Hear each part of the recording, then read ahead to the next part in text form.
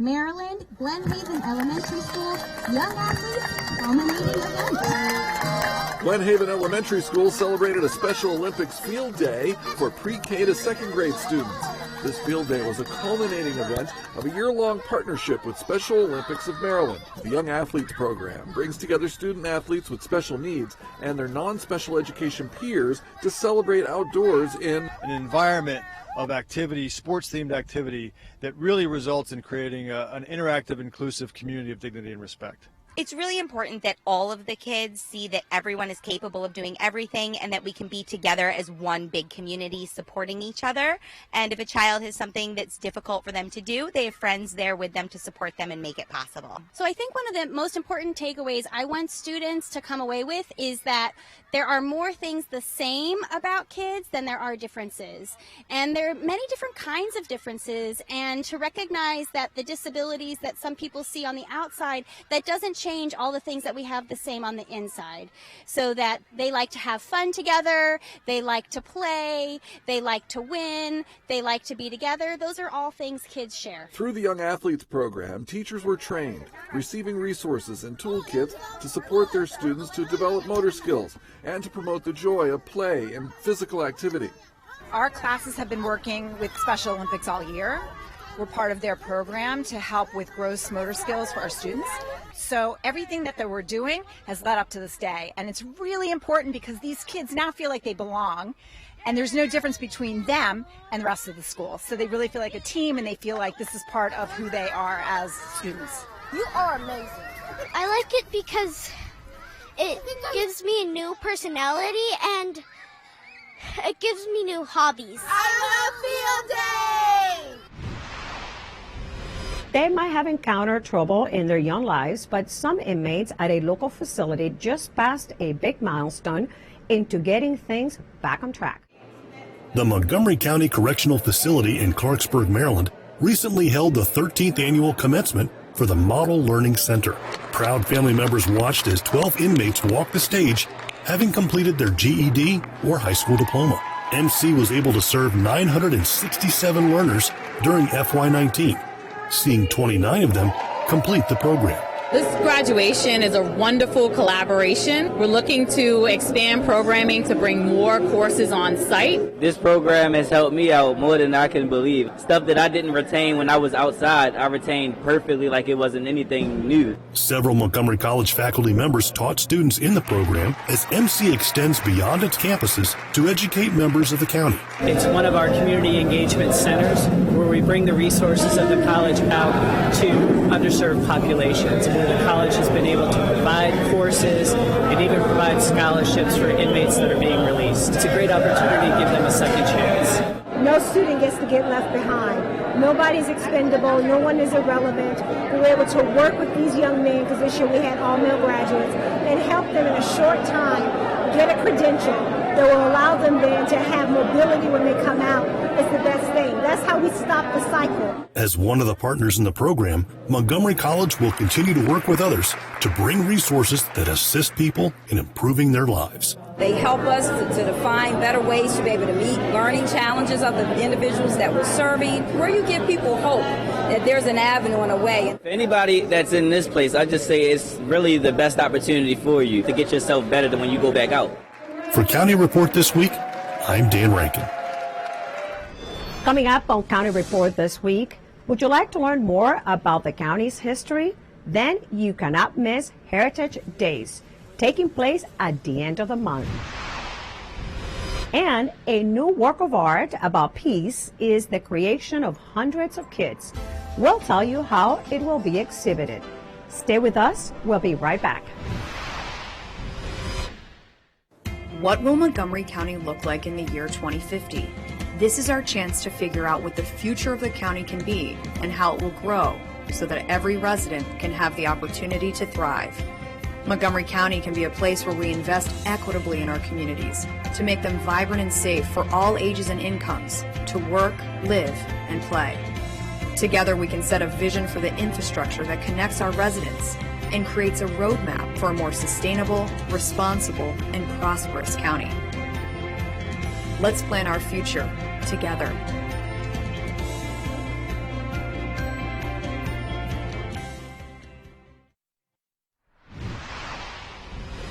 Welcome back to County Report this week. I'm Lorna Virgili. Mark your calendars for the last weekend of June for Heritage Montgomery's annual celebration.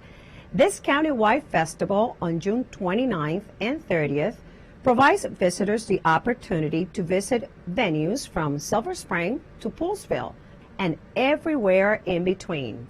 Over 40 parks, museums, and historic sites will be open and free throughout the county. A host of family-friendly activities for all ages, tours, exhibits, kids programs, and much more. You can find out about Heritage Days weekend on the web at heritagemontgomery.org. The mission of one local mother to make peace the news continues with an extraordinary work of art that hundreds of kids in Rockville helped create. The Maddie J.T. Stepanek Foundation is continuing Maddie's message of hope with a new community-created peace mosaic.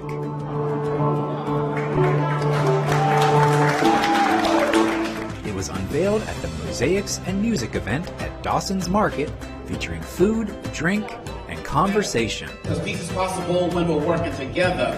Maddie was an angel and his dream was for peace. He had high hopes and now his dreams have been our reach. During his short life, Maddie liked to use the imagery of mosaics to help people visualize peace. He said mosaics are made up of all these diverse bits. We don't have to look like any other piece in the mosaic.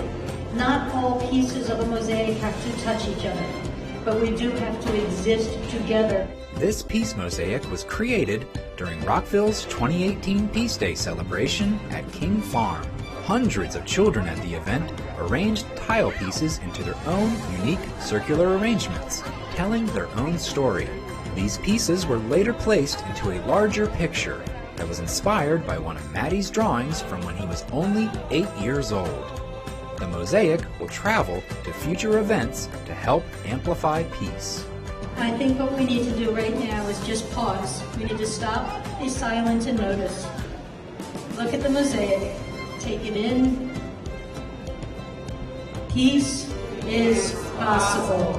Where we go from here is we continue to make peace the news. Person by person, community by community, country by country, we make peace our choice. For more information about Maddie's message of peace and his foundation's events, head to maddieonline.com. For County Report This Week, I'm Craig Buchanan. And with that, we close this edition of County Report This Week. Remember to like us on Facebook and to join us again at this time every week for a look at what's going on inside Montgomery County. I'm Lorna Virgili, and thank you for watching.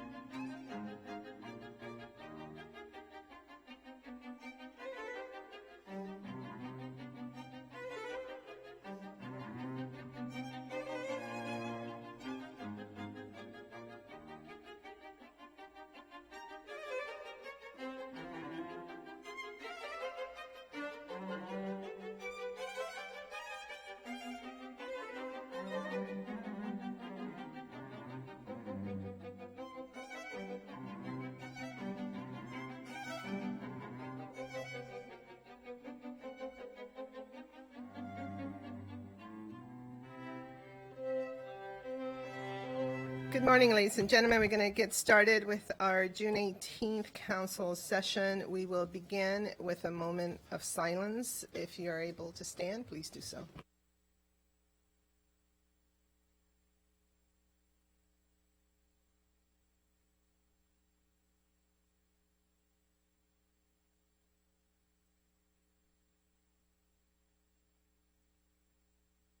Thank you. So now we will proceed to presentations. The first presentation is a proclamation recognizing the Chesapeake Canine Fund and the contributions they have made to MCFRS by Council Vice President Katz.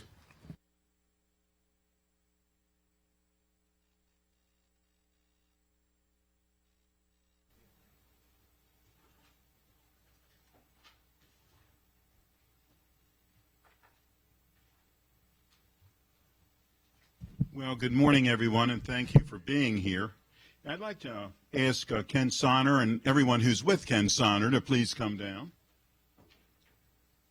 whether they're on 2 legs or 4 legs, whoever's with Ken Sonner, please. Yeah. Good to see you. Thank you. How are you? We always have Blackman's Chief. How are you?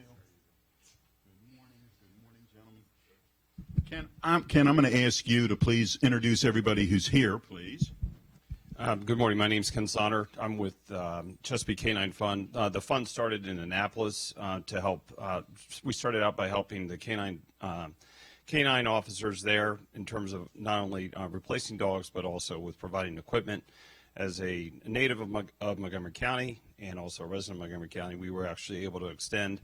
We've been helping police departments from as far as Ocean City, Denton, and then recently we've expanded our mission, and we've now started with Montgomery County Fire and Rescue. So I'm going to pass the microphone along. Everyone but Pryor can introduce themselves. Scott Goldstein, Fire Chief, Mr. Katz. John Kinsley, I'm the Operations Chief. Mike O'Neill, firefighter and a canine search specialist with Maryland Task Force 1.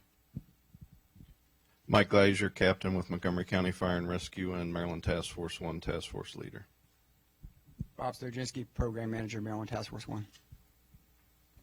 Again, thank you all for being here, and it's truly an honor to recognize Chesapeake Canine.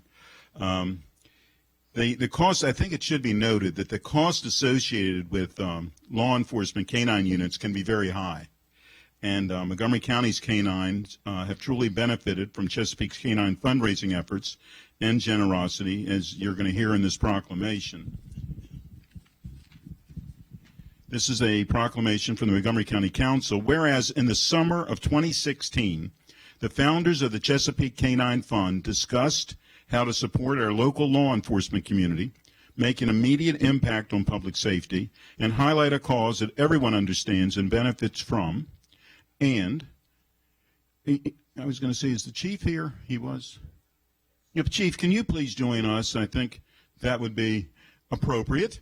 Whereas our first responders who work with canines became the focal point of the organization after realizing the number of times residents rely on these expert units, and whereas the Chesapeake Canine Fund recently raised more than $10,000 through fundraisers and private donations to help offset fundamental and emergency costs associated with canine units in the Chesapeake Bay area, and whereas Maryland Task Force 1, which is headquartered in Montgomery County and part of the FEMA Urban Search and Rescue Task Force, responds to emergencies involving trench collapse, structure and building failures, confined space incidents, urban victim search, and any incident in which their specialized equipment or expertise may be needed, and whereas the Chesapeake Canine Fund outfitted Maryland Task Force 1 with first aid kits, collapsible crates, special ops harnesses, rough wear dog boots, kennel mats, ear and eye protection kits, and emergency cooling vest. Now, therefore, be it resolved that the County Council of Montgomery County, Maryland hereby recognizes the Chesapeake Canine Fund for the donation of equipment to the Montgomery County Fire and Rescue Service, a FEMA unit. It's presented today, and it's signed by Council President Nancy Navarro and me as Vice President. Congratulations, and thank you so much for what you're doing. Would you like to hold the proclamation? We're going to get a picture.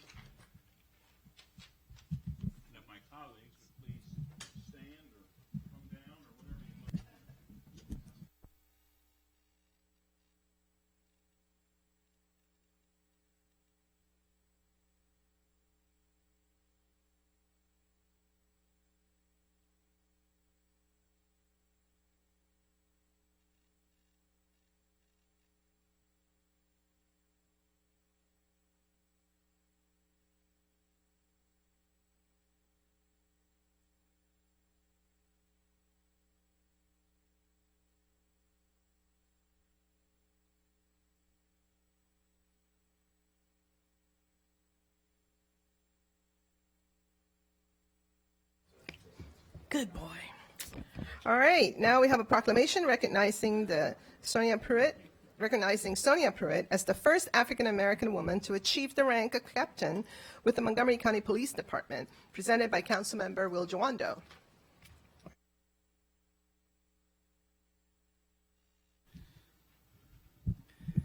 Thank you very much, and Captain Pruitt, come on up. And I want to ask the community engagement family, and if Chief Jones want to come up and support as well, that would be great. So I'm going to say a couple words, and then I'm going to let Captain Pruitt, I still like saying that, make a few comments. I first met Detective Pruitt almost 20 years ago when she was at the 3rd District on Sligo, when I was a AmeriCorps member, and at that time they had a program with the Montgomery County Police Department. So I served, I had my Montgomery County Police ID that year, and I was very excited. And she is one of many, many officers that took me under her wing and showed me the ropes.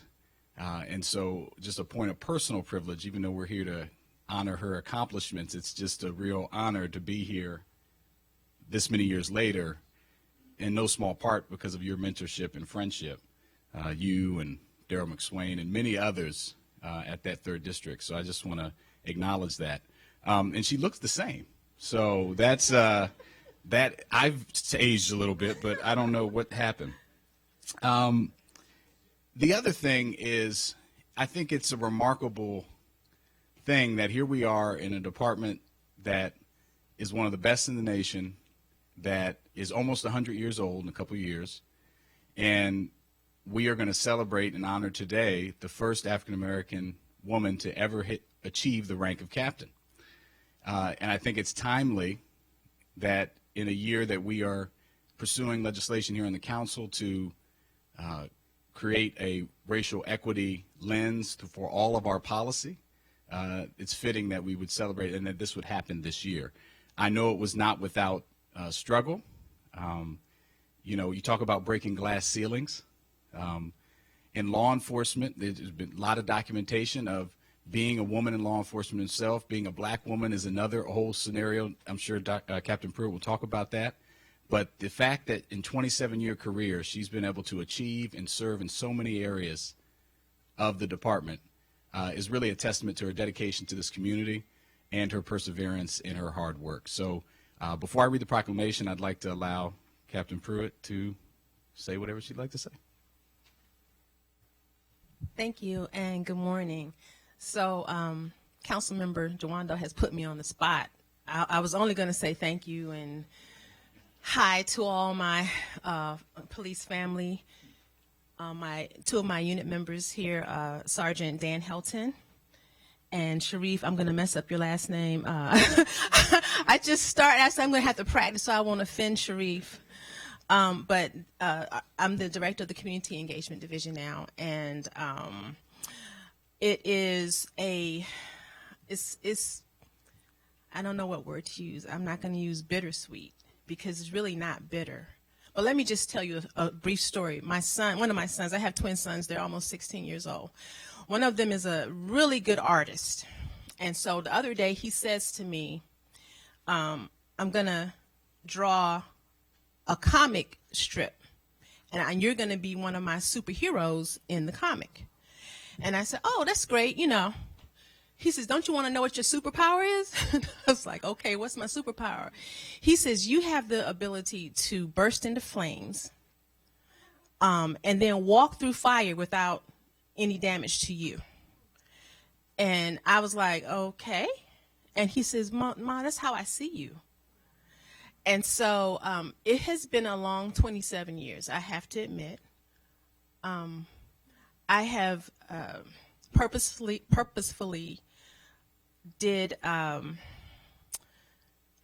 variety of things in the police department because I wanted to see how the police department works. And the best way to do that is to have a variety of assignments. My resume was so long that when I applied for captain, I had to shorten it by 2 pages because the system will only take 4 pages. And I say that because here it is almost 100 years after the department was founded and 156 years after the first black woman was hired as a police officer in this country. And we're still seeing firsts in Montgomery County.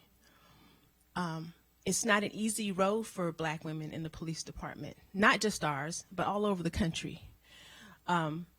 Although I would say that we're perfect for policing. We come from, my ancestors are from West Africa. So we came here as slaves, and then we took care of our families, and we took care of the master's family. We earned the most advanced degrees in this country. We do things like carry a whole voting block because that's who we are, and we want to be identified and acknowledged for that strength and not tamped down because of it. We're not arrogant. We're not aggressive. We don't talk too much. What we say and what we see are important. We have a great vantage point that everyone should want to know about and want us to share because it's important.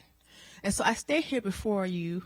I'm proud to be a member of the police department. My father was an MP in the Army, and then he served his whole career in D.C. as a police officer. So it's part of my legacy. I love it. And I'm here to serve you. It's my commitment and my job. My second son, Marshall, said to me, Mom, you're going to be the director of community engagement. Oh, my God, they're going to love you. Because he knows that that's where my heart is, with the people.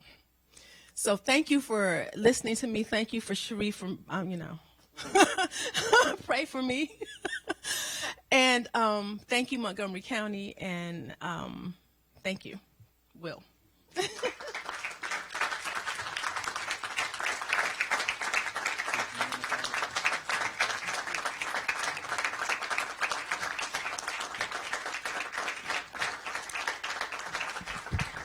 And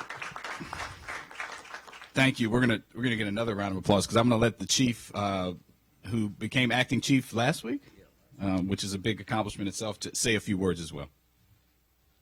So good morning, and just briefly, I just want to say how proud personally I am of Sonia and this accomplishment.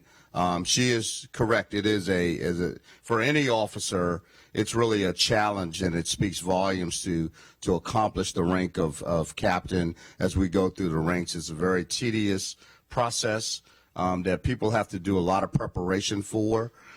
It does require a lot of commitment and dedication. Sonia is one of our most committed and dedicated employees, and I will say over the past few years is just to see her grow in the ranks of the executive staff has been tremendous. So we really do appreciate Sonia, and like I said, we're very proud of her, and we look forward to some continued success. So thank you very much. All right, we've started this new yellow light, so I got to hurry up and read this here. The County Council of Montgomery County, Maryland proclamation. Whereas, you come next to me here. Sonia Y.W. Pruitt has been a sworn officer with the Montgomery County Police Department, MCPD, for nearly 30 years, serving her community in a variety of roles, including duty commander, Deputy District Commander for the 1st and 5th Districts, Deputy Director of the Internal Affairs Division, and as Administrative Lieutenant for the Patrol Services Bureau, where she managed the School Resource Officer Program. And whereas on March 3rd, 2019, Captain Pruitt made history by ascending to the rank of captain within MCPD, becoming the first African-American woman to achieve that rank in the department's more than 97-year history. And whereas for 20 years, Captain Pruitt has served on the National Black Police Association as a member, a board member, vice chair, and currently as chair, and has spoken on a variety of law enforcement-related issues both in the United States and internationally through print media, radio, and television. And whereas Captain Pruitt believes that one of the roles of African-American officers in policing is to provide an authentic community policing model for residents, particularly young people with whom they come into contact, and believes that officers should be able to work at the level of their greatest potential without losing themselves in the process. And whereas Captain Pruitt is a proud Howard University alumna, Ain't you? where she majored in microbiology and holds a Bachelor of Science degree in criminal justice from the University of Maryland and a master's in forensic psychology from Argosy University. And whereas Captain Pruitt serves as an inspiration to us all, but especially to young women of color, as this achievement represents a lifetime of hard work, sacrifice, and service to her community. Now, therefore, be it resolved that the County Council of Montgomery County, Maryland hereby congratulates Captain Sonia Y.W. Pruitt for being the first African-American woman to achieve the rank of captain with the Montgomery County Police Department, and for her continued dedication to the residents of our county. Presented on this day, the 18th of June, in the year 2019, signed by myself and our Council President, Nancy Navarro. Congratulations. All right, let's take a picture.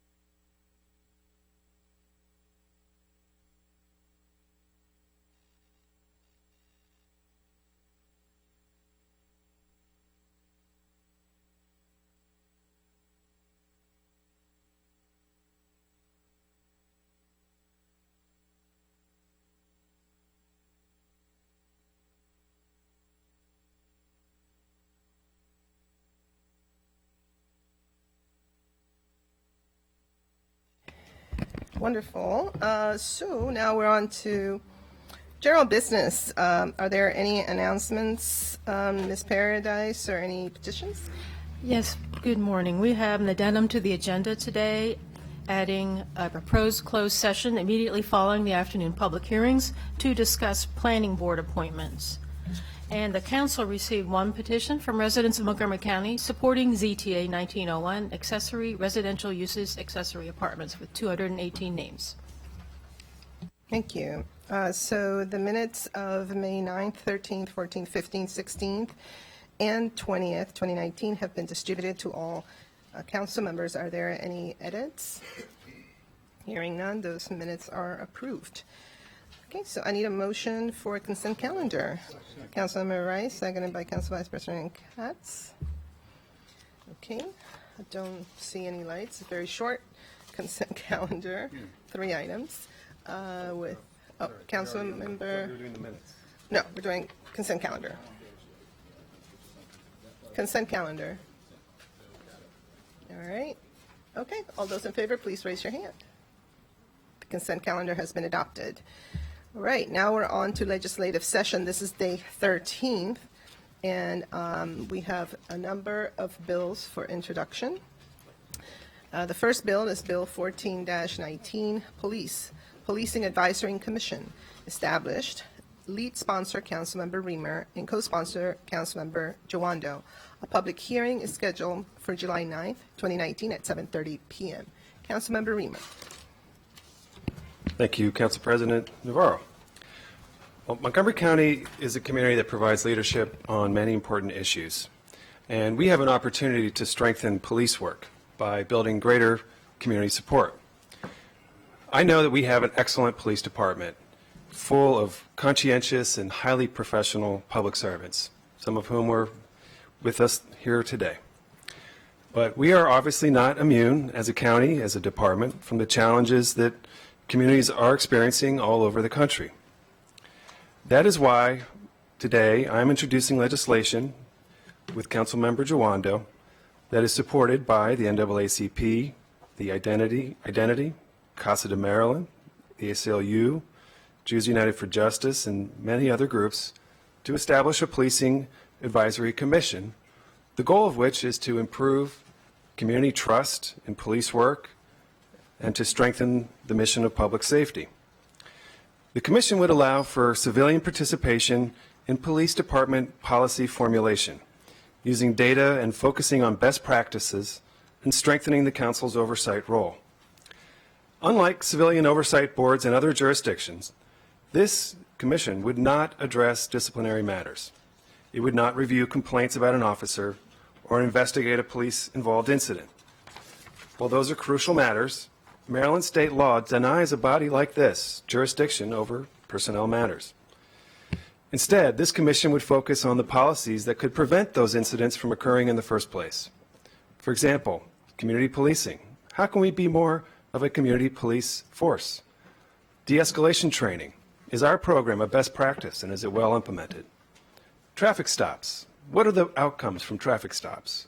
What does the data show? What is the cost and benefit of this program? There is no doubt that issues like these are appropriate for public discussion and oversight. In fact, given the profound consequences of police action, there's nothing more deserving of public discussion and oversight. Historically, these kinds of policy issues are often addressed internally at the department, with the police leadership making policy decisions without as much oversight from the county executive and the council or input from the public as should be the case. That is where a commission comes in. With members drawn from residents who are experts in criminal justice policy, as well as representing communities that have not always been heard on police issues, this body would meet and deliberate over policy matters that are of significant public concern. Researchers would support the work of the commission to ensure a data-driven conversation. The commission would make recommendations to the department and the council. A great example of this approach is successfully operating in Sacramento today, where the initiative has earned support not only from community groups, but also the department. I look forward to working through the legislative process with my council colleagues. Again, I want to really acknowledge and express my appreciation to Councilmember Jawando for his leadership on criminal justice issues and his work with me in formulating this legislation. And I look forward to the public hearing that will be coming in July. Thank you. Councilmember Jawando. Thank you, Council President, and thank you, Councilmember Reamer, for your leadership on this bill. And I'm very happy to be a co-sponsor, and I hope other colleagues will join us as well. I think it's, what we've been trying to do here. My first bill, 3 weeks after we were sworn in, was related to building trust and transparency between law enforcement and the community. We had a public forum last week that really demonstrated, I think in a really powerful way, that depending on who you are, policing is experienced differently in this county, and that's not different than any other place in the United States, but it's a challenge to us at a critical moment in time when we're hiring a new police chief for the first time, and over over 15 years, where we have a new council and executive to look at some of this disparate data in a critical way with people from our community and have that type of involvement and dialogue. And so I think this bill is a great step in the direction of helping to create that conversation. You mentioned Sacramento. I think of the dozens of recommendations that came from that commission, many of them were jointly agreed upon between the department and the community members, and that's important. Our goal here is to make sure that police can do their jobs to protect and serve us, and that the community feels safe. And I think this type of community involvement will help that happen. The ability to analyze data, consider best practices from other jurisdictions, and make recommendations and monitor progress, because accountability is important, will help everyone have more faith and confidence no matter who you are and where you live in this county. So I'm proud to be a co-sponsor and look forward to working with you throughout the legislative process, Councilmember Reamer and the rest of our colleagues, to get this passed. Thank you very much. Thank you, and I want to thank Councilmember Reamer as well as all the community members who've been working on this particular proposal for quite a while, also with Councilmember Jawando. I know Councilmember Reamer, we did have some conversations, and I sent out some information about looking at what we had in place, because we do have a criminal justice coordinating commission to see whether we could adapt that instead of creating a brand new body. The executive has indicated that it's best to proceed with creating a new body, and so this is why we're here, to work through this, and I look forward to the different sessions, committee sessions, in order to come to a, I think, productive outcome on this area, in this particular arena. I think it's overdue. We do need it, and so thank you so much for leading in that respect. Councilmember Hucker. Thank you, Madam President. I just want to commend both of you for your activity and leadership on this, and ask to be added as a co-sponsor. Councilmember Glass. I too thank my colleagues for their work and would like to be a co-sponsor to legislation 1419, Bill 1419. Excellent. Wonderful. So now we are on to 3B, Expedited Bill 15-19, Contracts and Procurement, Minority-Owned Businesses, Sunset Date Amendments. Lead sponsor, it's Council President at the request of the County Executive. There's a public hearing scheduled for July 9th at 1:30 p.m. Also for introduction, Item C, Expedited Bill 16-19, Special Capital Improvements. Oh, we do have a light for, Councilmember Rice, I'm sorry. Thank you very much, Madam President. And just very briefly, I know that this is a bill sent over by the county executive, but I did want to touch on this issue, and I hope that when we're taking this up, that this won't just be pro forma. I know that you, Madam President, before I got to the council, had focused on this issue of minority-owned businesses and procurement. When I joined the council, I took up the mantle as well, and we worked together on a number of different initiatives along with Mr. Drummer.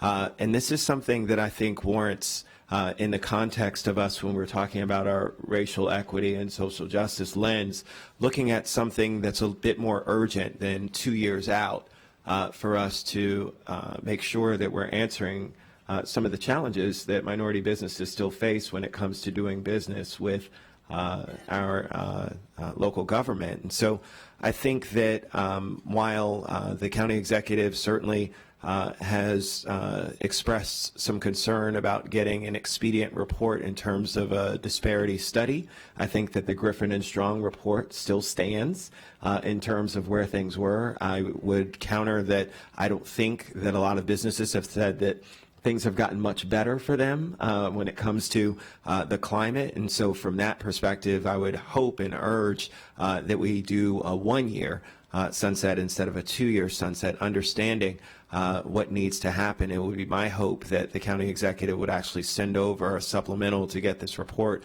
underway. This is important for us. It's really important for our local businesses that continue to struggle. And as we know, small businesses are the lifeblood of Montgomery County, and we have a lot of our immigrant population who's coming in and looking to try and forge a way. We need to make sure that we're partnering with them And so from that perspective, I look forward to working with the GO committee and Fed committee as we take this up, because I really do think this is incredibly important for us. So thank you, Madam President. Thank you, Councilmember Rice, for your leadership on this issue as well. And as you recall, it was the council that added the funds needed for the report last time. This time around, it was not included in the budget request, and obviously the council, struggles with trying to fund all of our priorities. So we will be looking at this very carefully and taking into consideration what you just said, because it is really critical at a time of transition to ensure that this program is as strong as it can be. Really do appreciate your comments. Item C is expedited Bill 16-19, Special Capital Improvements Project, Goody Landfill Remediation. The lead sponsor is Council President at the request of County Executive. Public hearing action is scheduled for June 25th, 2019 at 1:30 p.m. Bill 18-19, Landlord-Tenant Relations, Relocation Expenses. Lead sponsor, Councilmember Jawando. Public hearing is scheduled for July 16th, 2019 at 1:30 p.m. Councilmember Jawando.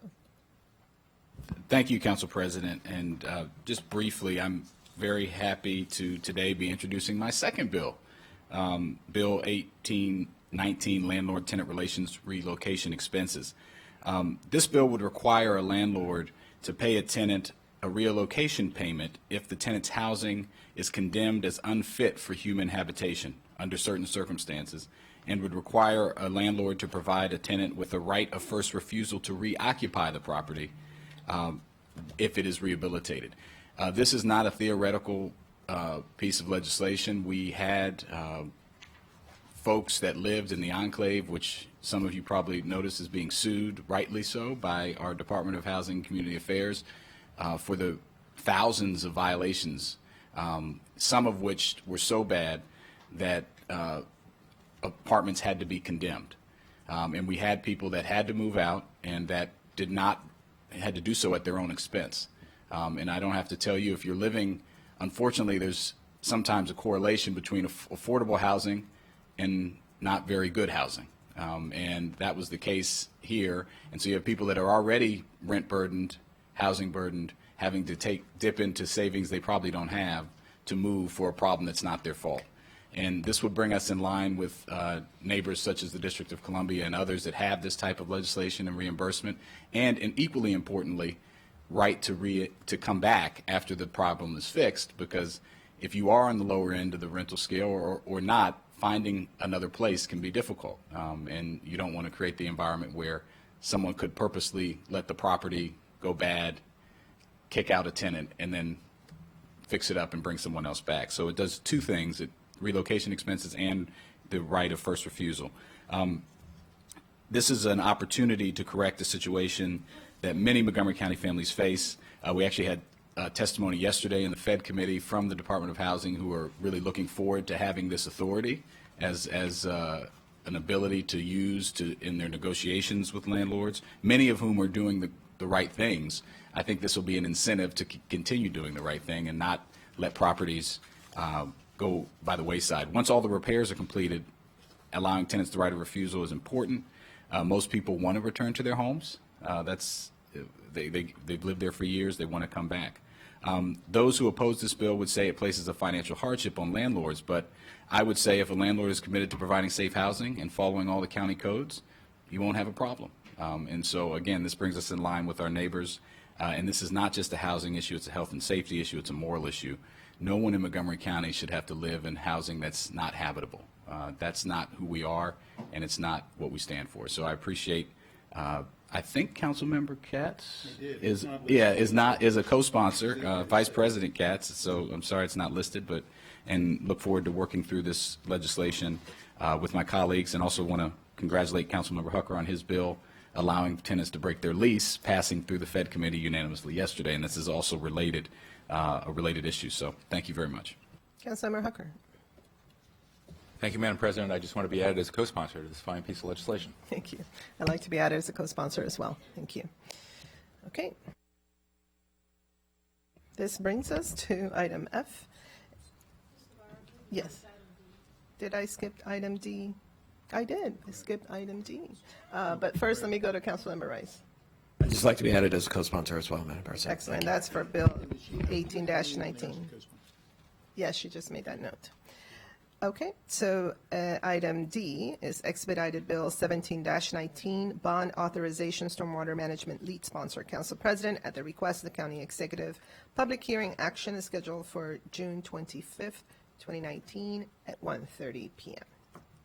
All right, so now we're on to item F. This is expedited Bill 19-19, economic development, workforce development amendments. Lead sponsor is Council President, myself, as well as co-sponsor Councilmember Joando. Public hearing is scheduled for July 16, 2019 at 1:30 p.m. And just to quickly describe this particular bill, will be able to allow us, the council, authorize us to designate either a nonprofit corporation or a public educational institution or both as the county's workforce development organization. So basically that's all it does. At this particular moment in time, we don't have the flexibility of designating a institution of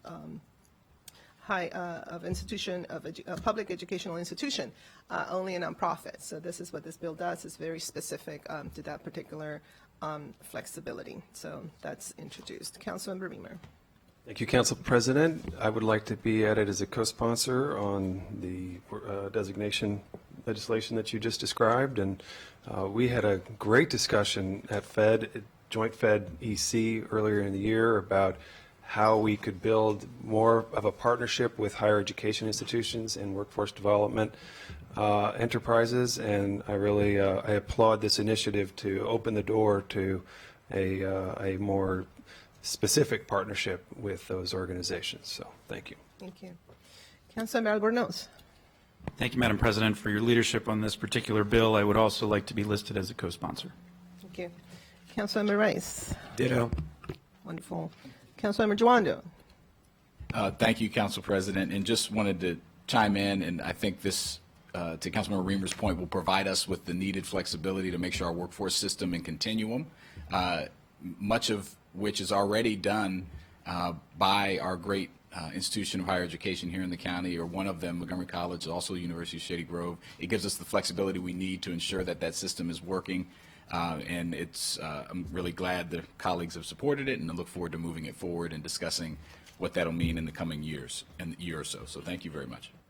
Councilmember Katz. And I'd like to be listed as a co-sponsor, please. Thank you. I appreciate it. I only add that this is one more important step in how this particular county council has really owned the need to align our workforce development with our economic development needs, working in partnership with our business community as well as all our residents.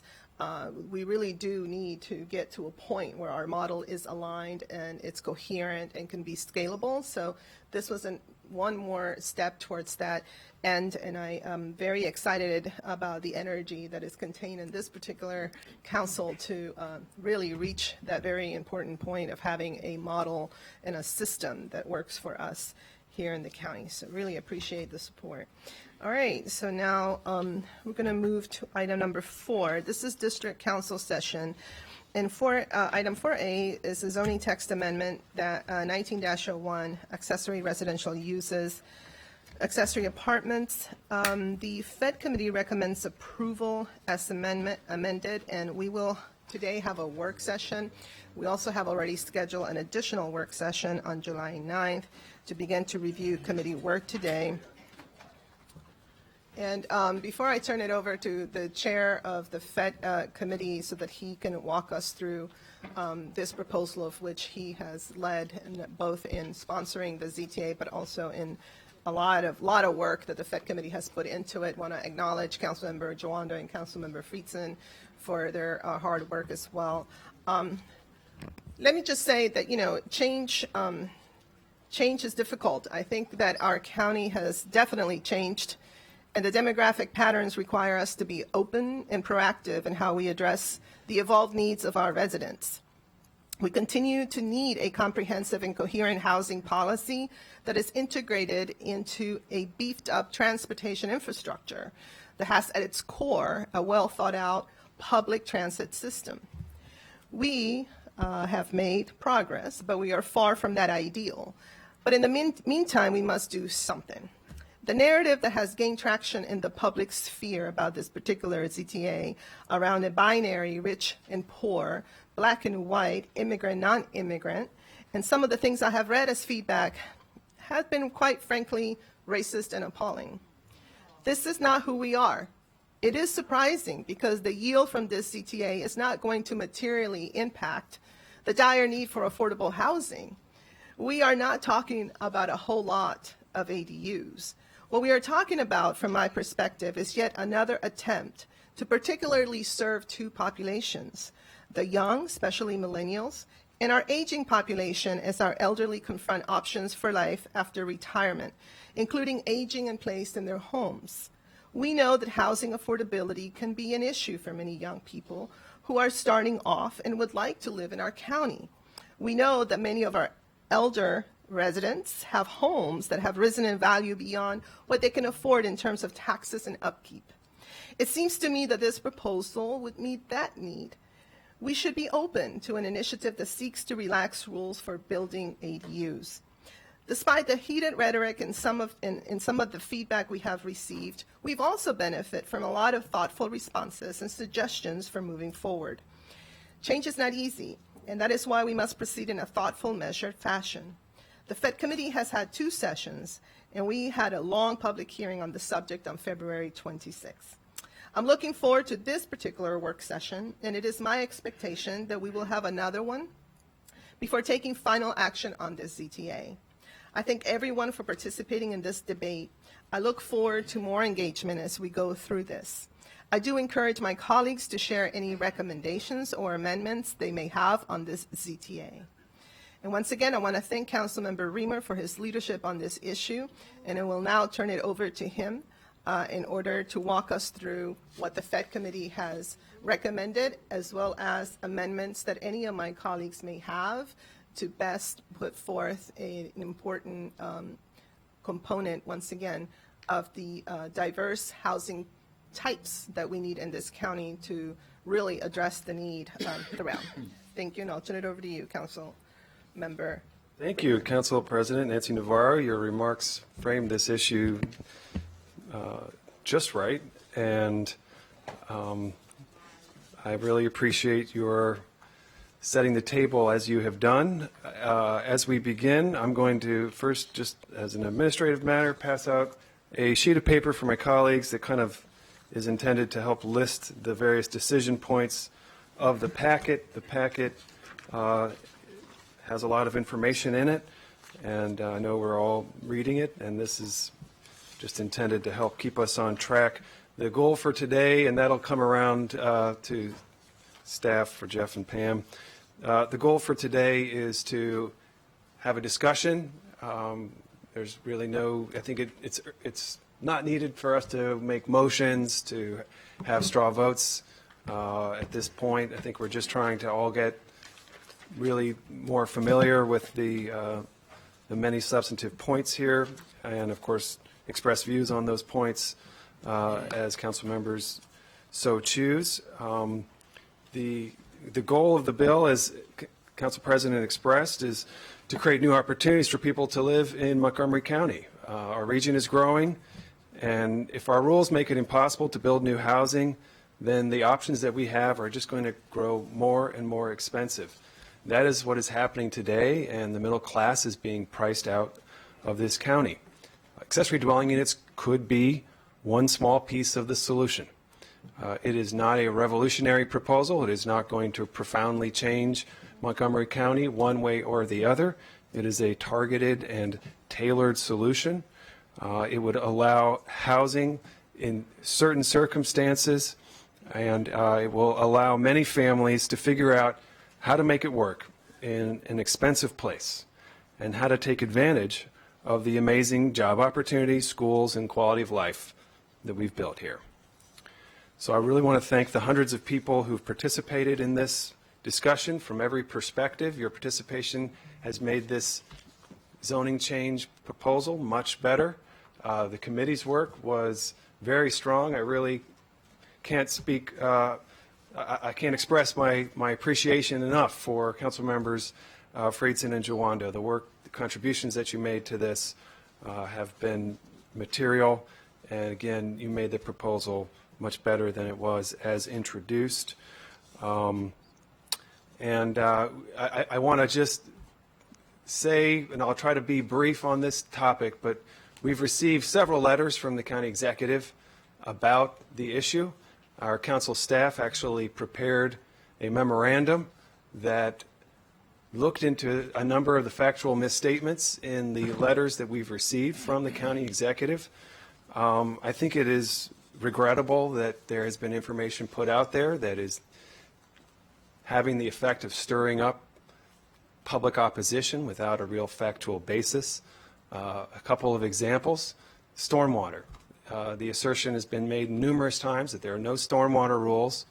In fact, there are stormwater rules, the same stormwater rules that apply to accessory structures, to renovations, to tear downs, to any type of construction would apply to accessory dwelling units.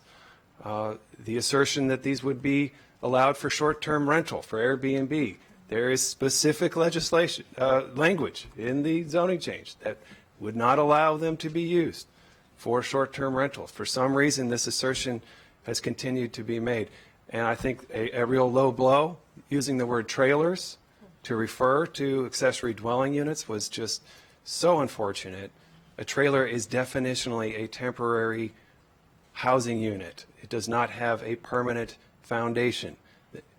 Our zoning code only allows for housing with a permanent foundation to be inhabited and licensed. So it's these statements have served to create a lot of public confusion and anxiety, but we have continued to have a substantive and collaborative discussion, seeking feedback. We've heard from many neighbor communities that have concerns about the use of rental housing in residential neighborhoods. And as a result of those concerns that we heard, the County Council just added 3 positions to the Department of Permitting Services to conduct code enforcement and inspections in residential neighborhoods for residential properties. So that is just one example of the ways in which we are listening, I think, in a genuine spirit of trying to understand and trying to fashion solutions as we seek to move forward. So we have a very complex packet. As the council president said, what I'm going to seek to do is kind of guide the staff's presentation of the substance in the packet. There are about 13 decision points that are highlighted as issues in the packet, and then there's reference to possible future bills. I think it is possible that we could get through all 13 in a couple hours. We'll see how the conversation goes. I think that the ideal scenario would be that council members would ask informational, clarifying questions as we go and then circle back. But, you know, the door is open to council members however they should wish to express themselves or ask questions. So why don't we begin? Again, I think given the volume of communication on this issue and the amount of discussion that we've had, I don't think we need to go back to the beginning. I think we can assume a general understanding and facility of the broad concepts, and we can get into the substance of the proposal. So I'm going to turn to Jeff Zients and Pam Dunn. Jeff, thank you for your work. You've been working on this issue probably more than you'd like for a number of months, and really appreciate what you've done, and Pam as well, and the planning board. We did have a public hearing. We had multiple Fed sessions. The planning board had work sessions and a public hearing. There's been quite a lot of public discussion about this. It's one of the issues that has been talked about probably more than almost any other this year. So, Jeff.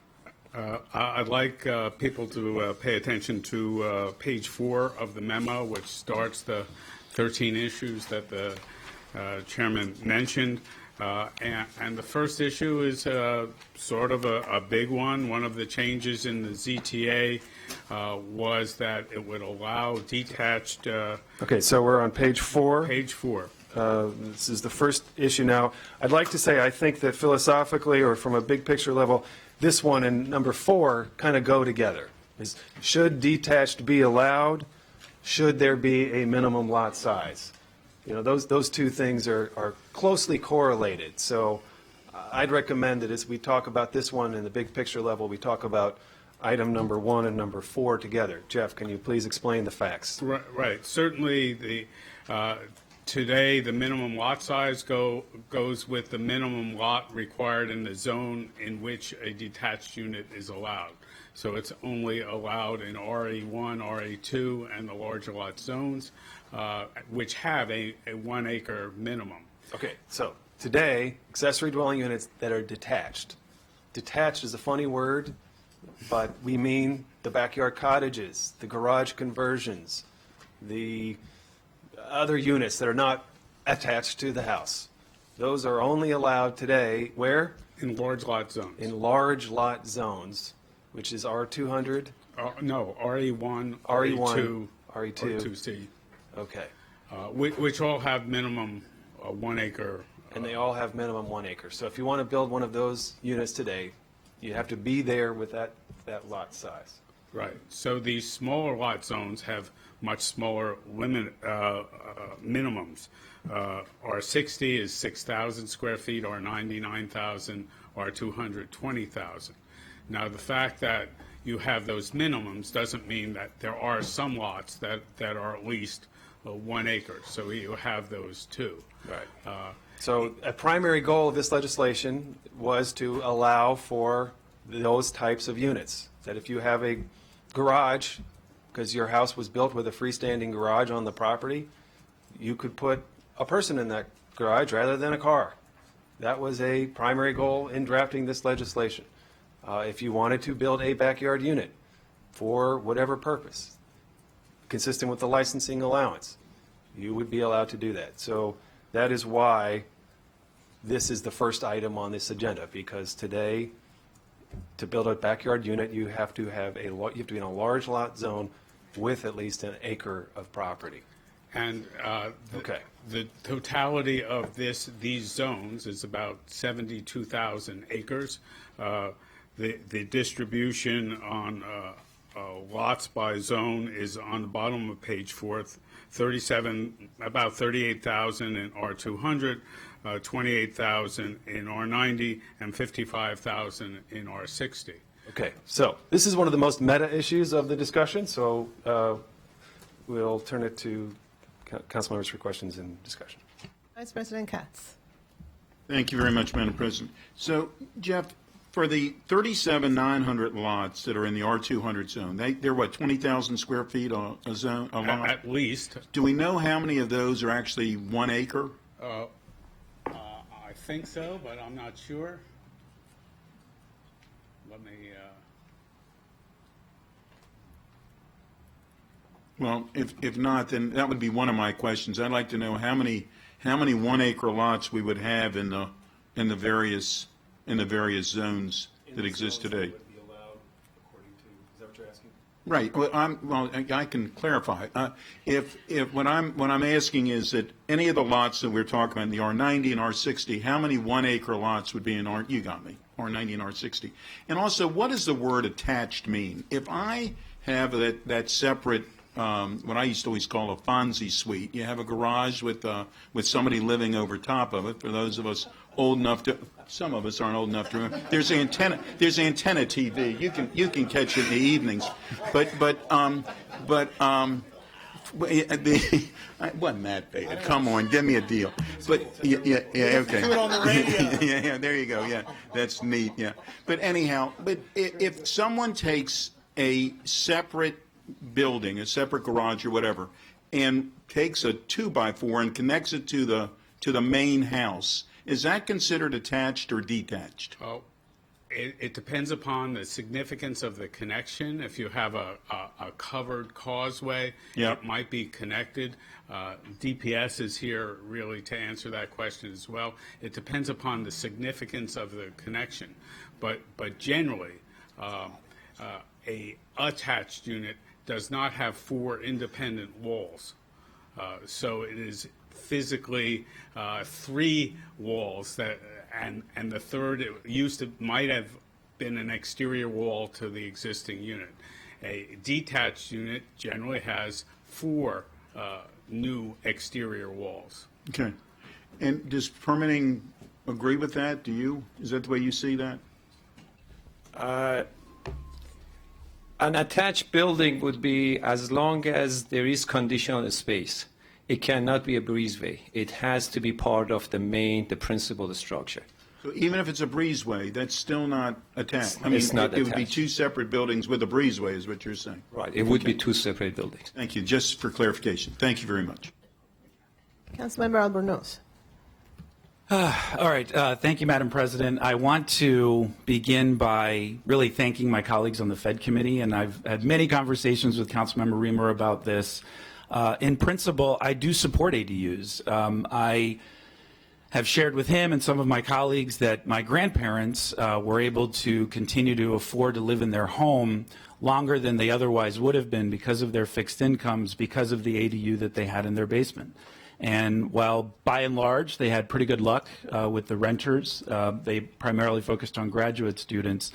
My concern or reservation is regarding the detachment within some of these smaller lots. And my concern is on several folds. One, and I do appreciate the efforts to try and address and beef up the code enforcement as it currently stands with the addition of the positions. But there is great confusion because there are multiple county agencies that are involved in the permitting process to secure any building permits. But with regards to detached units, you've got Department of Housing, Department of Permitting, and because of the traffic enforcement issues, law enforcement also involved as well, which sometimes leads to confusion.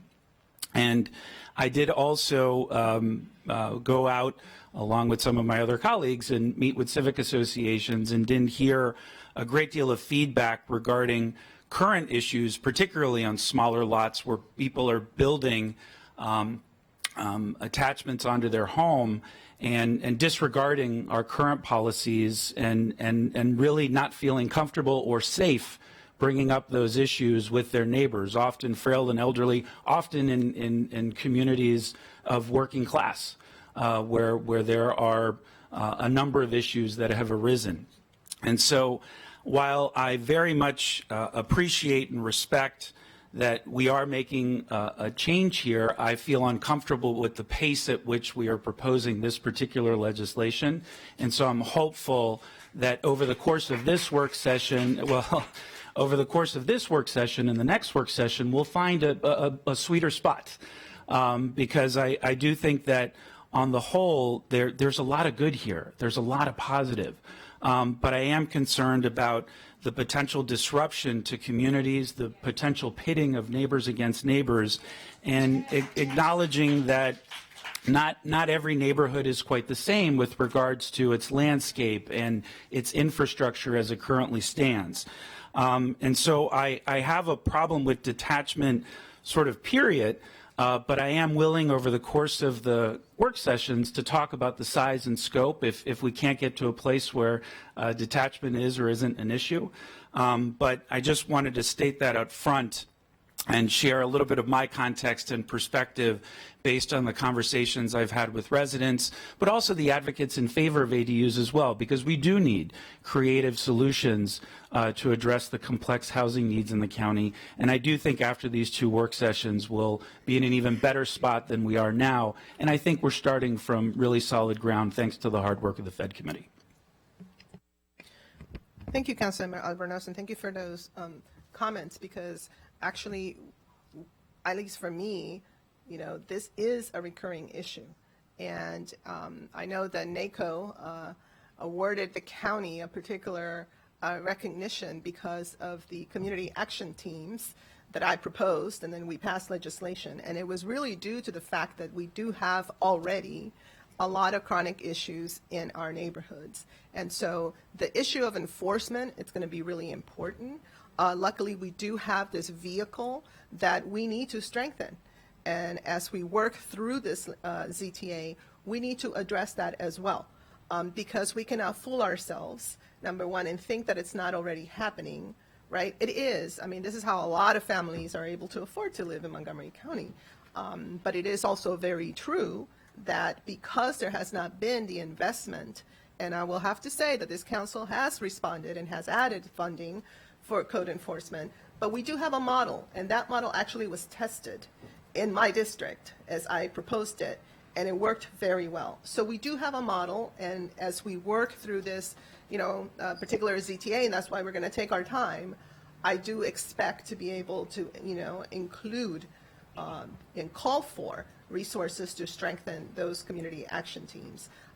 That, I think, has to go hand in hand, as you were discussing. But this is not a new issue, and we do need to recognize that as well. I totally appreciate that. I did have one question, and I'm sure there will be many over the course of the conversation over these work sessions, but with regards to the stormwater issue and detachment, I acknowledge and appreciate what Councilmember Reamer talked about with regards to current code enforcement with as we expand homes. But if I could get a little bit more information on what exact analysis has been done as part of this CTA. So, for example, if a hypothetical situation ensues where a homeowner has somebody that builds a detached unit on either side of their home, have we looked at analysis on the possible impacts of stormwater management beyond just the one home that may pursue or move forward with a detached property?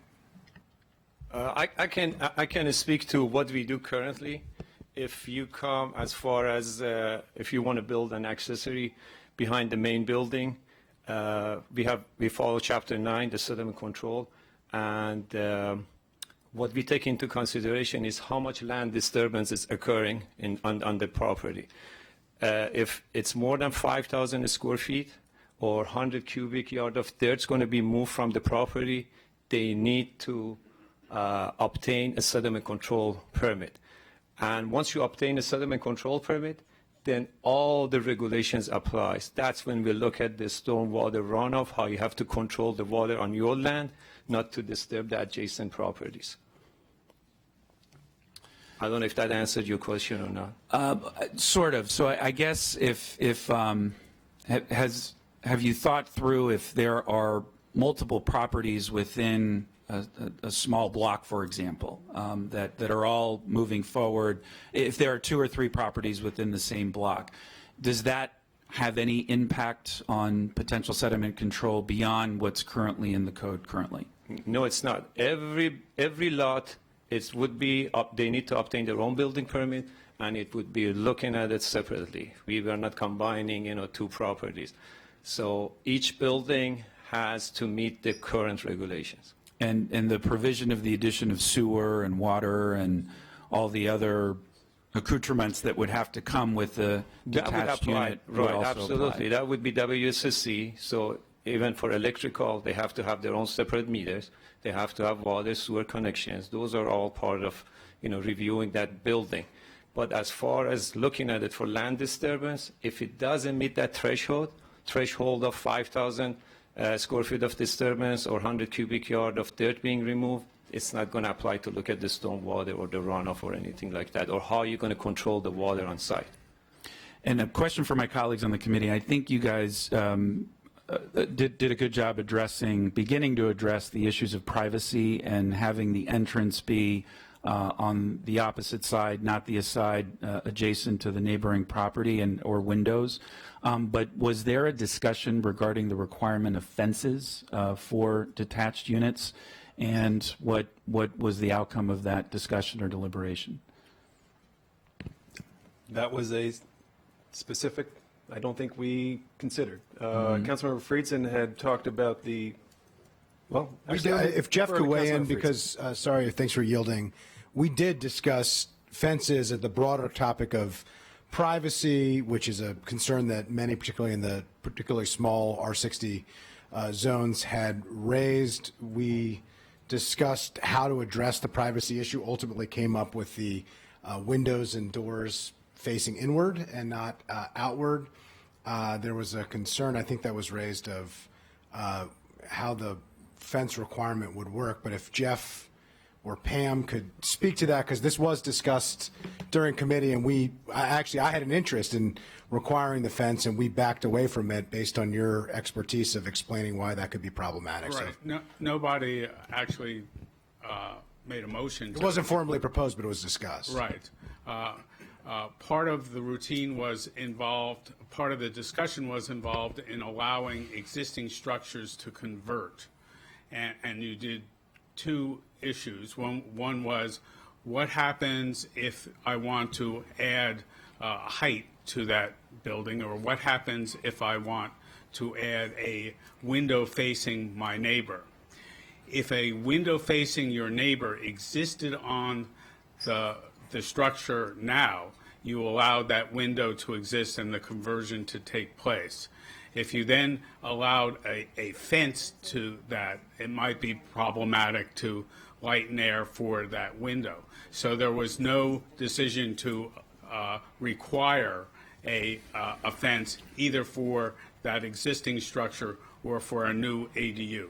A new ADU detached would have to meet setback requirements and would be a little bit less problematic. Yeah, and the main issue that we talked about here was related primarily, and what I've heard the most concerns about is the existing structures and converting an existing structure. With the setback requirements, you could build a renovation or a knockdown to the setback requirements already. It was the existing structure post 2012 that is part of the legislation, and whether or not that would have a privacy concern, we ultimately can't. I didn't make the formal motion. We discussed the fence, and the reason why we didn't do it is there were concerns that were raised about how that would work and whether or not that would create other problems that wouldn't exist. And with the the existing structure and the windows of not requiring them to board up the windows, one of the kind of the basic premise, at least that the committee had discussed, just to summarize, is the kind of the idea that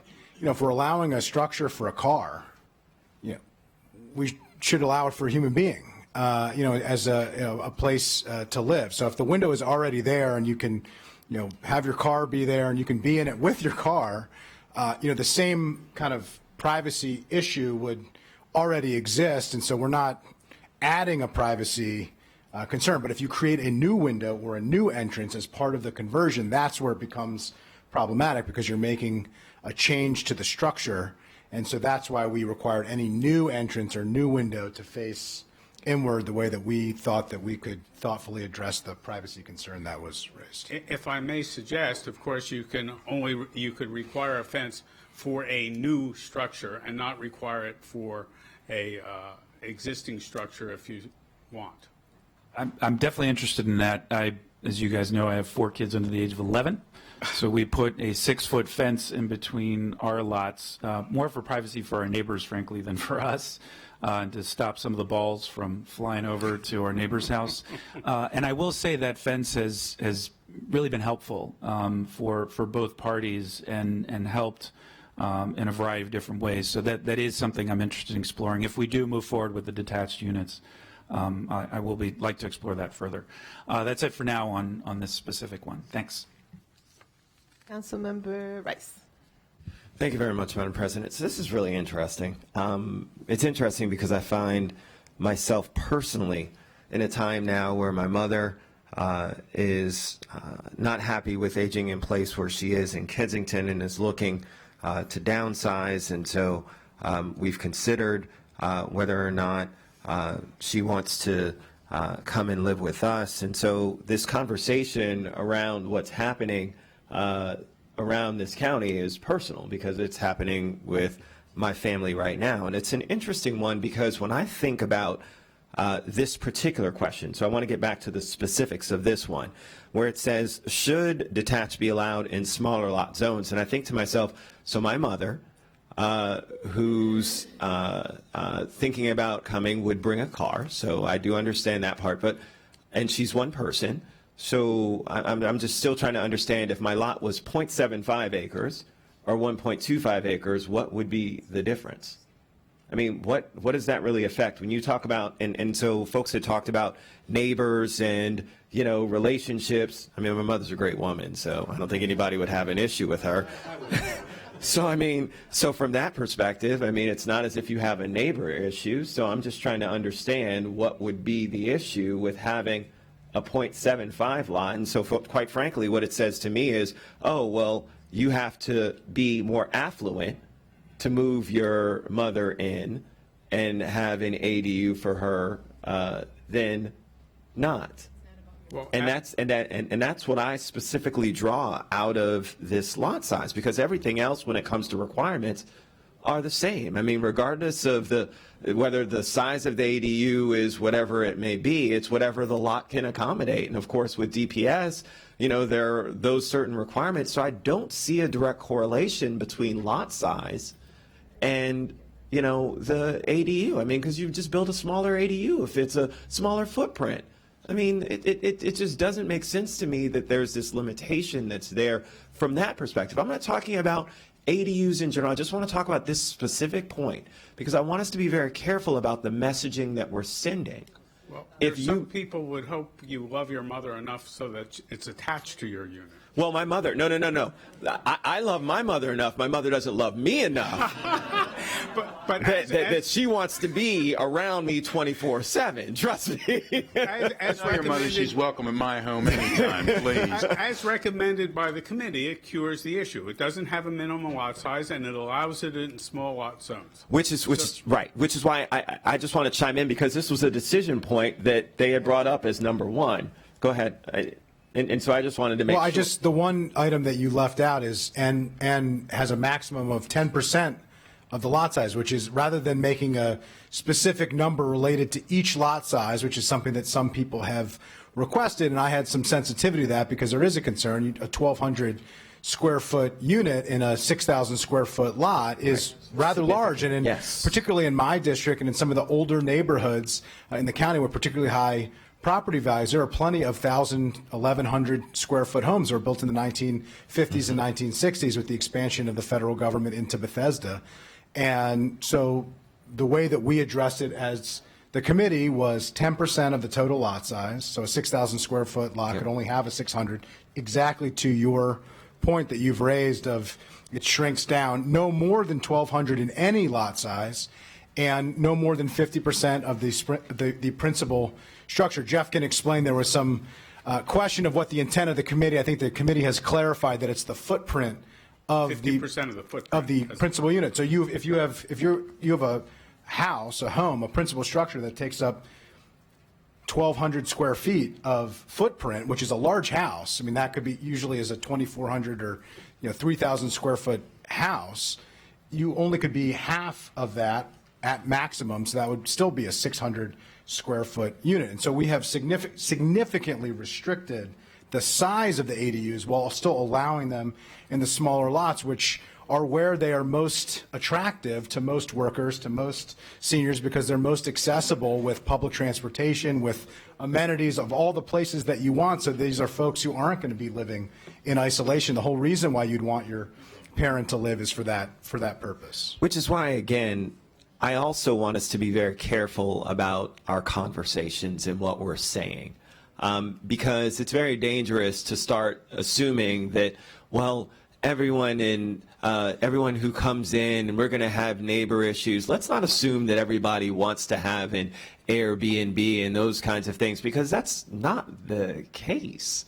I mean, I'm just speaking from personal standpoint, but I know other people who have these structures, who have their parents living with them, and it's a big deal. So let's not characterize this as, and then make it seem as though this is going to upend neighborhoods. I'm not saying that there will not be an instance where you may not get along with your neighbors, but guess what, folks? That happens now. That happens now. That's not something that doesn't happen now. I'm not talking about the Airbnb piece, and I think that, again, we'll address that issue when we get to it. That's a whole nother issue that we need to talk about. I'm talking about the simple fact of people getting along with people. And there are some of those instances where people don't get along, but there are plenty of them where they do. And so I think that it's incredibly important for us, when we look at issue number one, to make sure that we're not pitting affluent versus non-affluent and solely relying upon lot size and saying that smaller lot zones are something that is restricted, whereas large lot zones are not, is incredibly problematic and is bad government business. Thank you. Councilmember Glass. Thank you, Madam President, and thank you, members of the Fed Committee, for the diligent work over 3 work sessions, I believe, and for the conversation that will ensue here over how many ever work sessions is needed to get this right. And while I have lots of questions about this, I'm going to subscribe to the format that the Fed Committee Chair has asked, so I'm going to stick to this one particular item right now. And I'm going to pick up on Councilmember Albernaz's question regarding sediment. And so and I don't know who to address this to, whether it's permitting or anybody else, but walk through once again when a sediment control permit is required. And then my more pointed question is, if there is runoff created from a detached ADU and it goes into a neighbor's property, what's the recourse for that neighbor? Just to answer your second part of your question, there are issues right now in the county about runoff that people complain to us or DHCA. And the way we are treating it, it's a civil matter. So I mean, as far as DPS is concerned, I don't know if DHCA treats it differently. And to answer your first part, I don't know if you want to go. And the answer to your part, so like any structure, any type of building permit, if you come to DPS right now, again, I think it's on page 18, under item D, that kind of tells you what requires a sediment control permit. And we would look at something like this as a minor land disturbance. So if it's, again, less than 5,000 square feet, it would not require a sediment control permit. To look at all this stuff, we would look at something for a new home. If a new home would come, it has to go through the whole review for a sediment control, which I explained, would be looking at the drainage, to contain the water on site with dry wells and stuff like that. For an accessory structure, this is what we do today. It's nothing would be changed. It would be looking at that thing as we would look at any other structure. That's not, it's not disturbing more than 5,000 square foot. It would be a minor land disturbance. And just in terms of organization, sediment control is not a zoning issue and would have to be required by a separate bill. It would have this.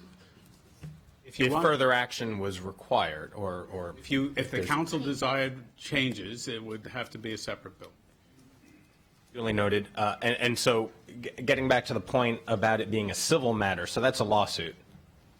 Just to make one correction, is if it's over 400 square foot, we would review it for the roof drainage to make sure that water is contained. But other than that, it would not have a sediment control permit to look at everything else. I just want to be clear about that. Okay. Sorry. Yeah. Thank you. Councilmember Katz. Thank you very much. I'd like to get back to the whole idea of the 50% of the existing home. So if an R60, and that's 6,000 square feet, right, per lot. All right, so that would be a lot that's 40 by 150, whatever that would be, the usual. I mean, they're usually not that deep, that deep. So the home that could be there now with all the setbacks and everything else, do we know a size of a home that could actually be on an R60 lot? Well, we do know that there's a 35% maximum lot coverage, and that would still apply even if you did in accessory units. I have to say that the 1,200 square foot limit actually came from the average half of the average house size in 1974. So it did make some sense. In R60 or all the zones? In all the zones. That was the average single-family house being built in 1974. I think since then it's increased not decreased at all. For And for I detached think, home. but I think it's significant that you're saying of the footprint of the house.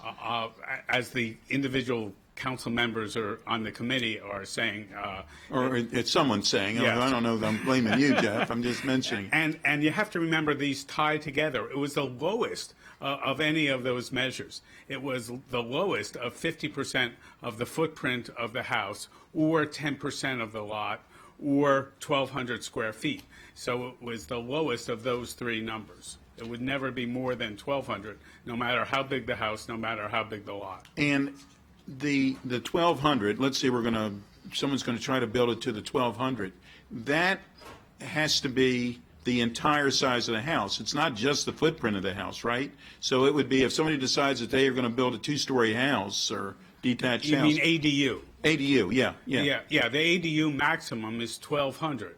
There is 1,200 square feet. There is one exception for that, and that's if your basement is bigger than 1,200 square feet, and of course the ADU is in your basement. Then the committee's recommendation is allow it as large as the footprint of your house. All right, and let's say that someone that's attached, not detached, but attached, right now has, in that 6,000, my 6,000 square foot lot here. If they decided to build an addition to their home, not saying somebody else is going to come in there and live, but if you build an addition to your home, you can have somebody else come in there and live. But if they were doing that now, they would be under similar requirements, right? They would have a maximum coverage limit of 35%. Even as it exists this moment? Yes. Yeah. So that doesn't change, is what you're saying. And wouldn't change under what's proposed by the committee or the bill, or the CTA. But if someone, as an example, wanted to have the attached unit or build the basement out, they would have to have all the safety features. They would have to have an egress for somebody to come and go, and not just window. There has to be all the safety features, correct? It depends what they were building it for. Again, are they building it for the ADU? Certainly, Well, even if they're not building it for an ADU, if they're building it so that one of their children could live in the basement, they can't live in the basement unless there's direct access to the outside. You need direct access. Okay. And I guess the other question is, and I think the whole idea for the footprint really does limit. I know the other one is the side yard requirements. Is there a change on the side yard requirements or the front foot requirements from an ADU to an existing home? None. So you still have to meet those as well. Well, an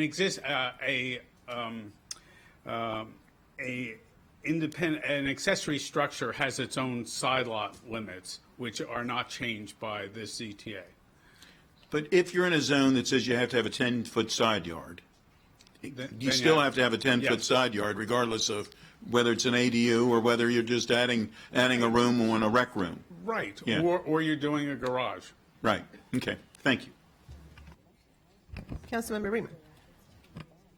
Thank you. Just to refresh where we are, we're really Page 6, handling the first four in a sense at the same time, which is fine. This is the biggest piece of it. There's one or two other big ones, but this is, should they be allowed in smaller lot zones? We've had a lot of conversation about that. Should there be a minimum lot size? As Councilmember Rice observed, the current code is you have to have an acre. This is proposing to delete that and allow it, but there should be size limits. The Fed Committee's recommendation is that there is a 3-part test for your limit. And so for your detached limit, thank you, not your interior unit limit. Your interior unit limit is either 1,200 feet or the footprint of your basement. Now, we have heard from some who said, what if I wanted to use the whole first floor of my house? And that was bigger than 1,200 feet. That's an issue, but we're not going to get into that right now. So we're talking about, should the size be limited? The Fed Committee's recommendation is to limit the size of the units as described. Interior is 1,200 feet max, unless it's your basement, whatever size your basement is. I've heard from residents who have very large basements. They would like to convert them.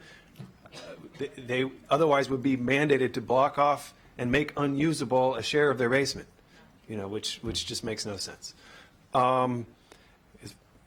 And so the proposal that the Fed committee recommends to the full council is a test that says your detached unit can only be 10% of your lot size. Councilmember Friedson described it, and he was the author of that idea. And I think it's a very elegant solution to this question, because it recognizes that in smaller lot zones, a smaller ADU is more appropriate. It's not what the initial draft had recommended. As far as height limits, we did not recommend any change to height limits. Item number 3, we said whatever there is an existing code for accessory structures. If you want to build a garage on your property, you are allowed to do that if you can meet the conditions of an accessory structure in the code. And so we are not changing those. We're saying you can build to the allowance for an accessory structure. And as Councilmember Friedson said, part of our rationale is why should we have a more restrictive policy for building housing for people than we do for building garages for cars or guest houses for those of us who are wealthy enough to be able to afford to build a guest house. You can do that as an accessory structure today. The one limitation you did put in, if you're using an existing structure, you cannot expand it up or out. So these height limits do not apply to the existing structure. And if you did if you did the Fonzie room, I love that term, you would have to meet the setback requirements as a new structure. That's right. So if you want to make if you have a detached garage, which I think you see those. When I look around my neighborhood, I see detached garages on some properties. Some of them have already been converted, actually, to studios, work studios. And I just want to say, I've been thinking about this for a long time. At one point, I realized that almost every house I can see from my property has either a family member, like an adult child living in there, an adult child with a child living there, not in an accessory dwelling unit, but just in the house, in the basement or in the house, or a detached accessory structure. And guess what? My neighborhood's a great place to live.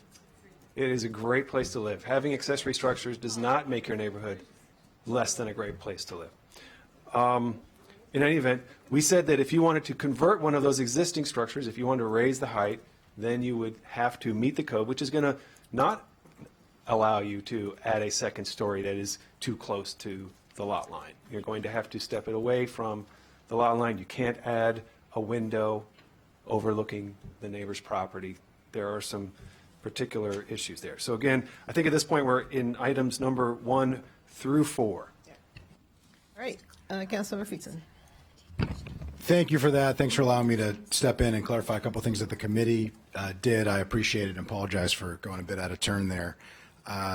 One is I want to appreciate Rose Hacking on my staff, who has really helped me deal with all of the questions, the positive and negative feedback, and the clarifications that we've gotten from residents. I know the county executive had mentioned some feedback that he got. We've gotten a lot more than what he has mentioned. I think we've gotten almost 500 emails from folks. It doesn't include phone calls. It doesn't include the 3 dozen resident association, neighborhood association meetings we've gone to and gotten feedback, the community town halls that this has been discussed at everyone, and the Fridays with Friesons that we've been doing. So we've gotten quite a bit of feedback on this. I will say, and I think it's important to note, we've received more positive feedback than negative. And I know that that is not, may not be how it appears, but it is true. But I have taken considerable effort. I think the committee did considerable work to take each and every one of the criticisms and concerns of the initial legislation and tried to focus on every area of that.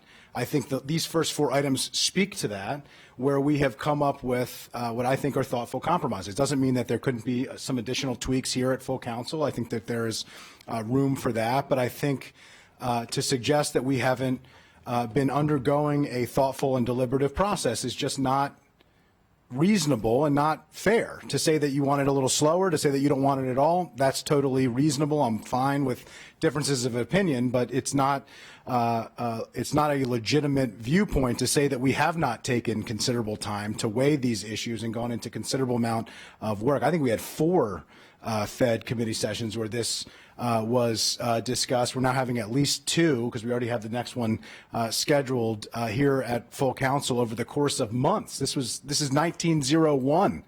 The first bill introduced. It makes it easy because we get the number right there. It's the first. Bill, and I will also want to thank Rose as well, not just for weeding through all of the different items of this and helping me navigate what is a very complicated issue in our zoning code, a very serious issue in our zoning code. But she also brought me an Encyclopedia Britannica to figure out who the Fonz was. So I appreciate that. First, she had to find the Encyclopedia Britannica. She went over to Katz's office, picked one up. He's got them every year in every volume since the first budget that he worked on, and I won't tell you what year that was. Just a few items that I think we've spoken to this, and I think the council president spoke well to this as well. There was a letter, and I think she spoke to it without specifically mentioning it, but there was a letter in the Washington Post that I just think it's important. I'm embarrassed. Yep. I'm not going to repeat what it said. I'm not going to state the words that it used, but I will tell you that as a resident of Montgomery County, whether you agree with this or disagree with this, it was disgusting and embarrassing. I am particularly embarrassed that the county executive recommended this person, and we not having the benefit of reading this disappointing and letter that is so far removed from the way that we view our neighborhoods and our neighbors and the people who we want to live with and the way that we expect to talk about people and treat people.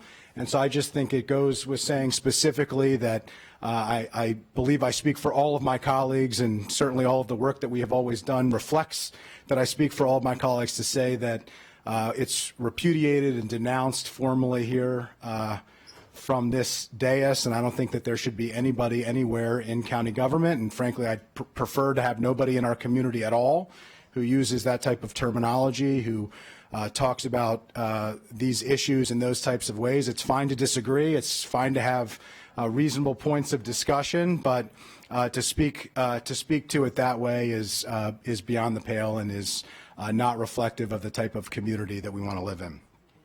With that said, I want to speak to the scope here, because we talked about this quite a bit in committee. I think it's important for colleagues to understand, and for the public who might not have been following. We have 468 at last count that was presented to the committee, I believe, of ADUs, registered ADUs and RLUs, residential living units, which are non-rented versions of the same type of structure in the county. It's a very small number. We know that there are a good number of them that aren't licensed. We'd like to make this a little bit easier so that we get as many, if not all, licensed, so that they can actually be safe and habitable, and hopefully with the work that the council did, inspected on a regular basis, and the type of living facilities that we all expect to have in a place like Montgomery County. But there's a lot of talk about other places that are doing this and whether or not we're just trying to mimic other places. Portland, for instance, with their much more relaxed ADU bill, a fraction of 1% of their total housing stock has an ADU on it. One fraction of 1%. So if this increases the number of ADUs by 10 times or 15 times, which I think is probably more than is likely anytime soon, but I think certainly for the proponents would be a great outcome for those who really do want to see this. We're talking about a very minuscule number proportionally of our total housing stock. So the idea that every house on every block is going to do this, I think is far-fetched, and I think it is not reflective of the policy that we're actually talking about and the impact that that policy, which I actually have, which are legitimate to discuss, and I think we should discuss, and I believe we have discussed. The last piece, just piggybacking off of Councilmember Rice, to these 4 points in terms of how we view this, the way that the committee discussed this was it shouldn't be dramatically easier, not just the garage versus living space, as the chairman mentioned, and as I have previously talked about. But it's the question of how easy is it to knock down a house or to put a significant addition on a house, and how easy is it to build an ADU on a house for your mother or for a loved one, or just to allow you, like Gabe's grandparents were able to do, to monetize the only or the largest asset that you have to be able to keep up with a place that's increasing in cost. And Montgomery County certainly is doing that. All of the questions that Councilmember Glass mentioned, which are very important and legitimate, and many of those that Councilmember Albornoz mentioned, it is no easier to build an ADU. In fact, it is harder to build an ADU. We have more restrictions on ADUs, even after, if we pass the bill as was proposed by the committee, than to knock down a house and build a new one, than to put a significant addition on a new one. And so when we think about public policy, when we think about how we're addressing this, we shouldn't make it far easier for wealthy residents than we do for middle-income residents.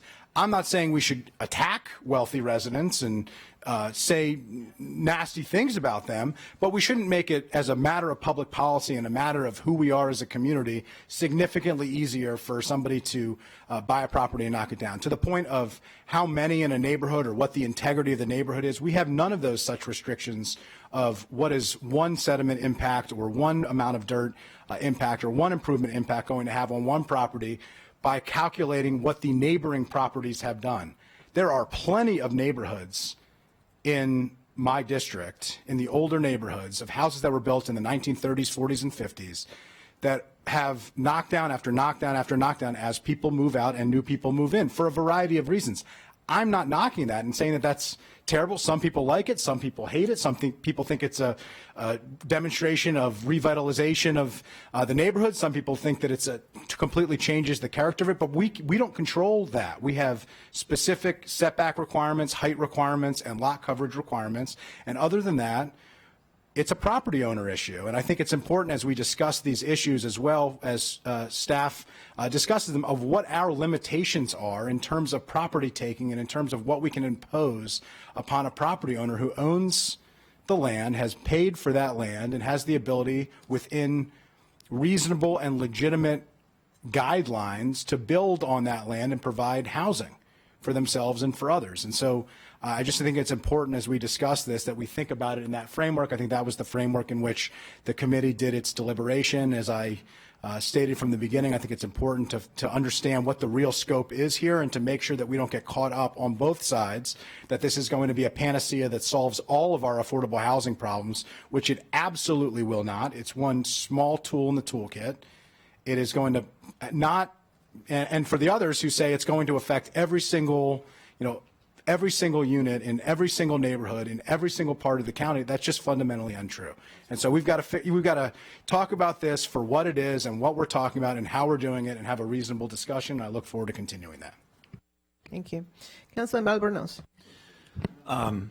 Great comments, Councilmember Friedson, and in the spirit of that productive conversation, I just had a couple other questions now that we're adding the other 3 points regarding size. So when we calculate the size of the living area, does that or does that not include a garage? And where I'm going with this is that if somebody does have a detached garage and then wants to build an ADU, a detached ADU in addition to that, but not have it be part of the garage, is the square footage that is the garage added in the calculation, or is it separate? It's separate. It's not living area. Right. And even if it were switched to an ADU, that's a change of use in DPS's terms and requires a different set of circumstances. And just to be clear, you can't have two ADUs, so if they chose the garage as the ADU, they couldn't add another ADU. And where the place where the garage would come into play is with that maximum lot coverage. That's still included there. So while it's not part of your calculation for your living space, it is definitely part of the calculation for how much coverage of impervious surface you can have on your property. So they couldn't add the third. They could add the component. third accessory structure as long as the existing structures plus it didn't go above 35% of their lot area. Okay. And then with regards to the height, I know that there have been restrictions placed on the height, but under those current restrictions, could you still build a second floor on an ADU depending on, look, so for 1,200 square feet, you probably could build a second floor. The maximum height is 20 feet. I guess it's physically possible to have two levels in 20 feet. Okay. It's hard. The second floor does concern me a little bit because, to Councilmember Friesen's point earlier, 1,200 square feet, even if by definition you've got the size to do it, that is a fairly large second piece of property on someone's home, and particularly if it has a second floor, then that could be a potential intrusion just from a privacy standpoint. So that is something that I'm going to look at exploring a little bit further, just the cap. I think the three provisions that connect it to the size and scope of the lots are good. I just have a hard time with the 1,200 as a cap, which feels kind of large to me, even for properties that are in a better position to adjust or accommodate the ADU. The one thing I'll add is that there are added setbacks if you're above 15 feet. Mm-hmm. So if you're higher, you have to be further away. Sorry about that. Are we on? Now I have to remember my own page. We're doing 1 through 4 essentially now. Right. So are we on 5 yet? No. Okay.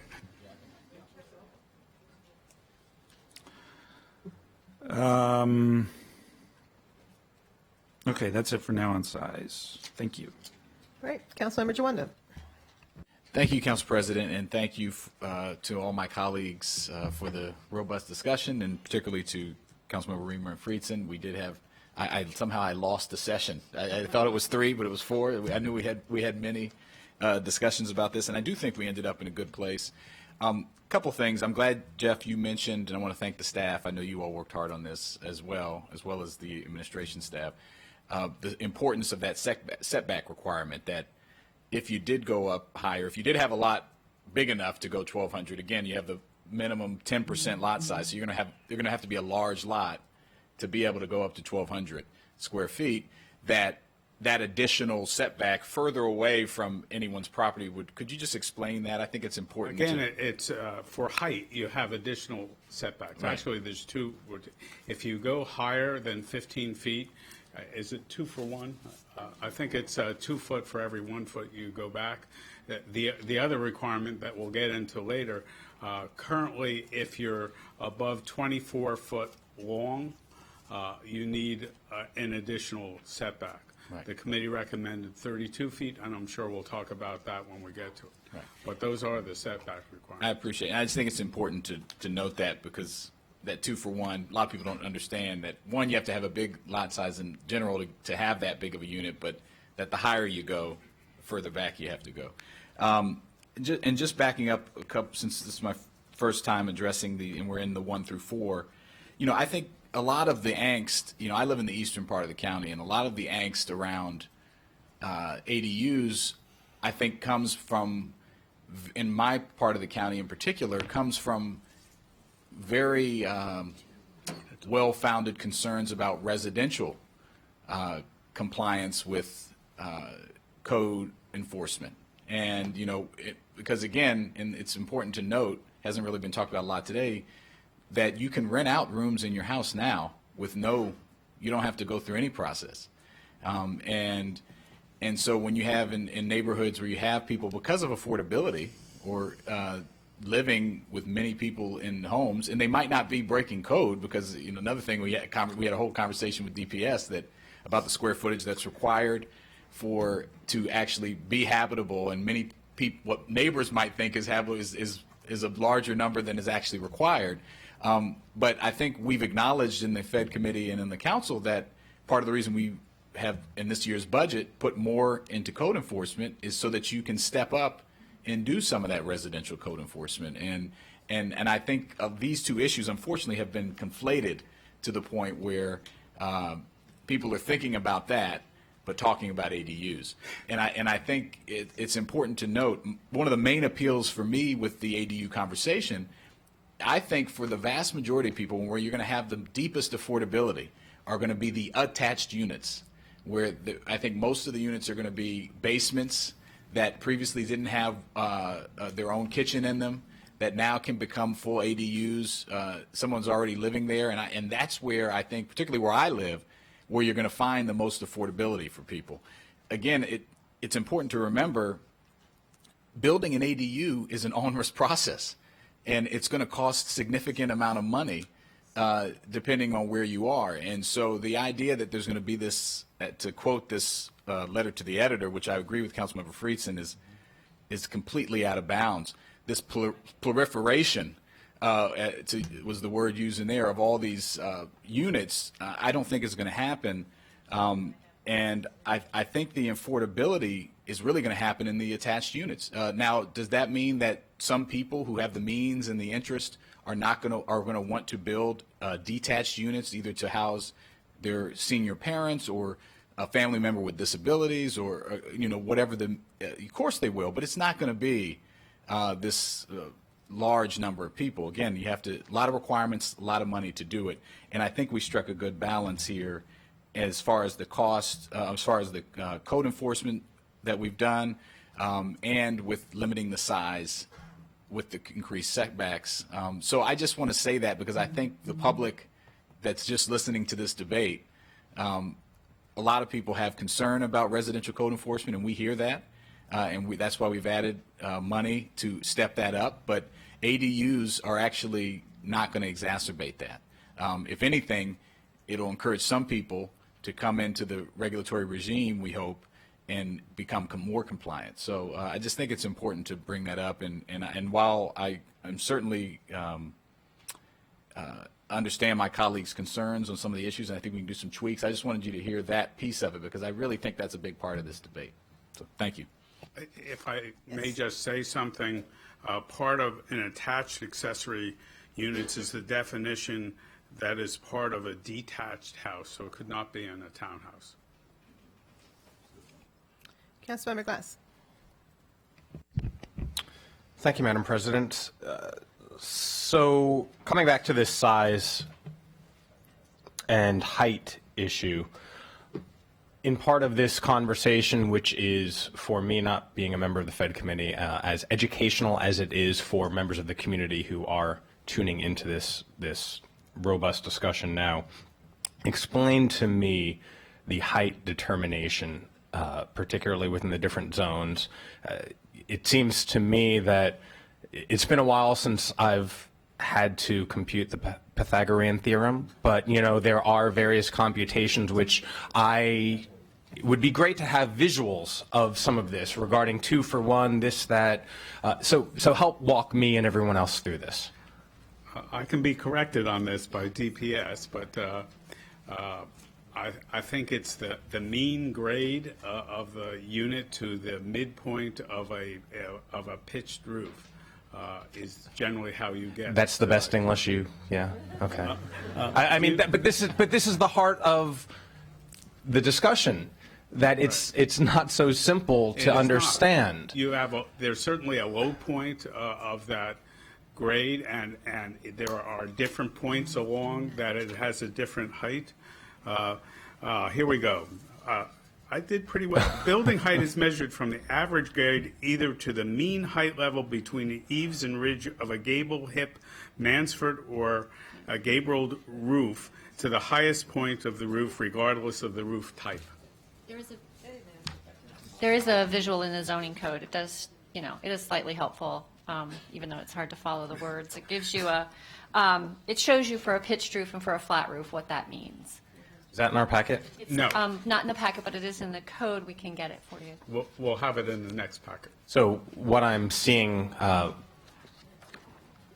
from across the dais here, and my eyes are fine up for now, but so there are 2 houses there, or 2 structures. What would be helpful for me moving forward is more than 2, having it in our packet or sharing it with us so that I can help understand exactly what we're talking about here. Because again, the mathematics here and the pitched this, midpoint that, it doesn't help. And I want to make sure this conversation results in the best legislation possible and is as educational as it can be for the general public. And so there are some missing components, and that would be one of them. And then secondly, regarding the 10% and height and again, the calculations that would go into any structure. If we're in an R60 and if we're in an R60 and so the square footage would be 600 square feet. Yeah, because Correct? it's 10%. Correct. Is it possible to do 2 floors with 1,200 square feet? No. So it's total square footage. Yeah, that's the total square footage of the ADU. It has to be 600 square feet. Right. Okay. It would not make sense to do that as 2 stories, but I'm asking questions that I'm could. unsure about, that I know plenty of other people are unsure about. If you had a 300-foot footprint for that ADU, you could do it as 2 stories. So again, comes back to math, and I already admitted I'm not that good at it. So that was the better equation. Thank you, teacher. So a 300 square foot footprint could, if other calculations work out, could be 2 stories of 300 and 300. Right, with the proper setback, because it would be. Oh, and so Pythagoras is on the dais somewhere, so thank you. Oh, Chair of the Education and Culture Committee, I do appreciate it. You've been assigned well, so that's good. A squared, B squared, C squared, yeah, this is great. Should I add this to the record? What we're missing is the lot size and all of that, but yes, Pythagorean theorem, you get an A+, Chair Rice. So if we could visualize this in some other ways, I would appreciate it. Thank you very much. Okay, so that takes us through the first 4 issues, and let's continue through the packet. Item number 5. This is the question of the distance requirement. So this is, Jeff, did you want to, before you begin on item number 5, is there anything you needed to say about one? Okay. So this is the requirement in the code that the council put in when we adopted the current ordinance many years ago, which, by the way, was in 2013, is that right? 2013 is when 2013 is when we did a meaningful, significant revision of the code. We did a minor tweak to it last fall, but it has been 6 years. And we know precisely what the consequence of the council's previous legislating on this was, which was very few ADUs being created. And last time we took it up, we embraced a number of restrictions that have had the effect of restricting ADUs. And one of them was this distance requirement, which says you can't build an ADU if there is another one nearer than 300 feet to you. Right, which is about on your block, if you will. It's pretty much a block, both sides of the block too, by the way. Right, be confronting as well. Right. I mean, it was a way to limit concentration. I think it was a parking. It was out of concern over parking and concentration. That's probably the better word. Is we ought to try to limit this, so we're going to say 1 per both sides of the block. Right, and one of the things that the council should recognize is that under other laws the council has passed, it is possible for an opponent of an ADU to request to have an objection to it, and for the purposes of parking, go to the hearing examiner and have that objection looked into. And that is possible even if you meet parking codes. Right. It's a very quick process. The hearing examiner has just done the first 2 of them based on the changes in legislation from January. It's taken them about 3 weeks. Right. As opposed to 3 or 4 months. So this is an individual look at the objection. So that should somewhat help those who have problems with either this provision, which is the concentration issue, or the parking issue that we'll get in a little bit. So can't talk about this without observing. If you want to do a knockdown on the house that you own and put up a McMansion, or a very large house, I should say, I don't mean to speak about it in a negative way, you can do it if there was already one on your block, or 2 or 5 or 10 on your block. You can do that. We don't say only one really expensive house is allowed on a block, but we do say only one ADU is allowed on a block. And I think that's an inequity that we need to correct. So to discuss this question of should the distance requirement be deleted, the committee recommends that we not have a distance restriction, that we tackle the issues through other means. Since really this is about the concentration issue, I think we're going to get into parking next, so we can talk about parking. I mean, people bring it up now, but one of the concerns of concentration is school impacts. What about school impacts? And we've heard from a lot of residents about how they would imagine this being utilized, and they predict that it will overwhelm the schools, and the schools are crowded, and this will result in more students. And in order to get to the bottom of that question, the planning department decided to actually look at the numbers. And Lisa Gavoni, who maybe here she is, did a fantastic job. Lisa, could you maybe share what you found, please? Sure. For the record, Lisa Gavoni, Planning Department. One of the things that we did is we combined licensed accessory dwelling units and student enrollment for the 2018 year. And what we found is that the student generation for accessory dwelling units, and the way that we could only look at it is if it could be the principal dwelling or the accessory dwelling, because they have the same address. But the student generation rate was no different for our single-family detached unit as it is for dwelling units with an accessory dwelling unit. Okay, so what that means is you looked at the average number of students Yes. in all single-unit properties. Yes. And you calculated the average, which is 0.45, 0.46? 0.462. 0.462. So that means for every single unit property on average was 0.462 students. Yes. And then you looked at the combination of at properties with an ADU, so you're looking at both the house and the ADU together. Yes. And the number of students there was 0.464. 0.464. So there's an ear of a difference. Yes. That's about it. So there really is no difference, which I think is profoundly important, because to me it expresses that, it demonstrates that the units are being used just how we think that they will likely be used. It's a very targeted, tailored solution, and you don't have multiple families living on the property. And the reason why you don't have multiple families living on the property, in my view, is because of the owner occupancy requirement.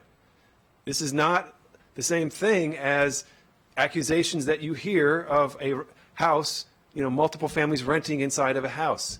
We hear that accusation. But this is an owner occupancy requirement, so the homeowner has to live there.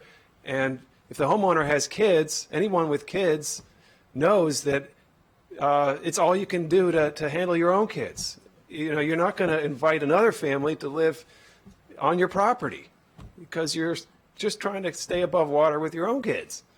And so it's just, this is an exaggerated demon in the minds of people that, the evidence doesn't bear out. And this was not a survey. There's no margin of error here.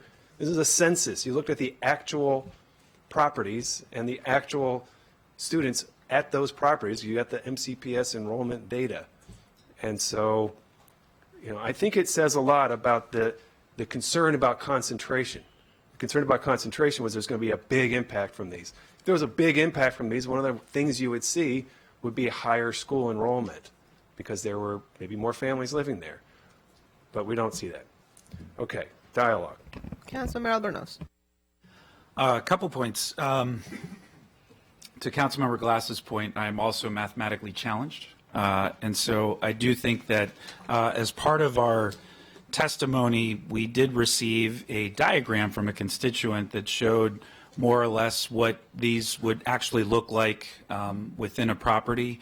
And so if the planning board does have any schematics, or if there's some visual that can talk, and this deals more with the first four questions, I apologize, going back to that a little bit, but just where exactly the setback is, and give some examples, visuals of what this would look like on properties, which would be helpful for me, but I think also for our residents as well, who understandably have some concerns regarding this. If the visual may help in dissuade some of those concerns, but also help us as we're deliberating over size and scope and the setback versus the not setback. So that would be helpful. You might look to circle 37, 39, and 41 that give you how this would look on various zones with those setbacks, but we did not do the increased setbacks due to height or any other reasons.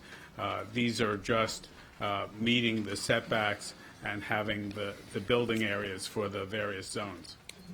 Height would be helpful. That would be great. Well, We can. Park and planning can do it. We I can do can't. that. We'll have it for the next session. Great, thank you.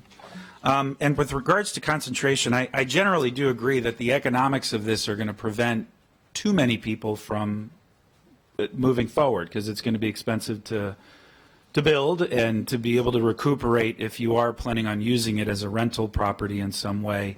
You're going to have to charge a fair amount to be able to recuperate the cost of the development of these. I think the concentration for me is more of a parking issue, and I know we're addressing that in the next question, so I'll defer my comments prior to us framing the parking issue, which I would appreciate, because I know you guys had a lot of robust conversation regarding, and I know that's understandably a concern currently within communities, particularly for those with narrower streets or a number of homes that don't have driveways, which exists very much so in Kensington. And the Kensington Parkwood region has already a parking issue as it currently stands. Thanks. Thank you. Councilmember Jawanda. Thank you. I'll be very quick on this. I do, I think this was something that we needed to do to remove the requirement that first come, first served basis, because again, as I stated in my comments a few minutes ago, I don't think you're going to see massive applications for this, and history in other places bears that out. But also, you want to be fair to, if someone has a change in circumstance, they want to bring us a parent in, they have a child with a disability, they should, just because their neighbor has one, they shouldn't not be able to apply. The other thing that Councilmember Friedson had a great point, which I think is important in committee, that we're going to have a separate bill that does several things that can't be done in his ETA that address some of these other concerns. But one of the suggestions in this arena was to have a study that would look at this concentration issue every couple of years to see if we're seeing a problem or something we need to adjust. And I think that's a good idea. So I would just say that I think we should do that as we're going to do these other companion legislation to go on with some of these issues.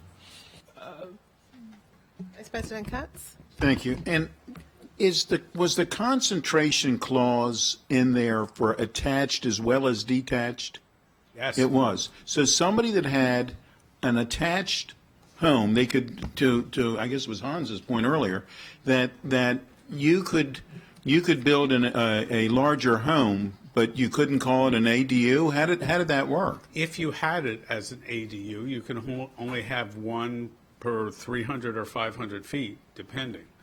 But if you just enlarge your home, there's no limit to how many enlarged homes you could have on a block. So if you had the tear downs, you could have as many tear downs on a block without examination other than the posting of a building permit. At least here, there is an appeal process here to some extent. All right, so if someone said, I'm going to enlarge my home, and they go in for permitting and say, just enlarge my home, and ultimately they did have somebody else move in, or somebody's mother or whatever, that would still be allowed that way. But if they told that it was an ADU, that's when it became that you couldn't have your neighbor have one? Right. It's really when it became an independent living unit that it became the issue. And the ADU can have 2 adults, and the other part of the house could have a full household. So it's that 2 household thing that also triggered the difference in treatment. But if you built it originally for whatever purpose, and then said, you know what, we're gonna move in Mama, then at that point you didn't have to call permitting, and you still don't.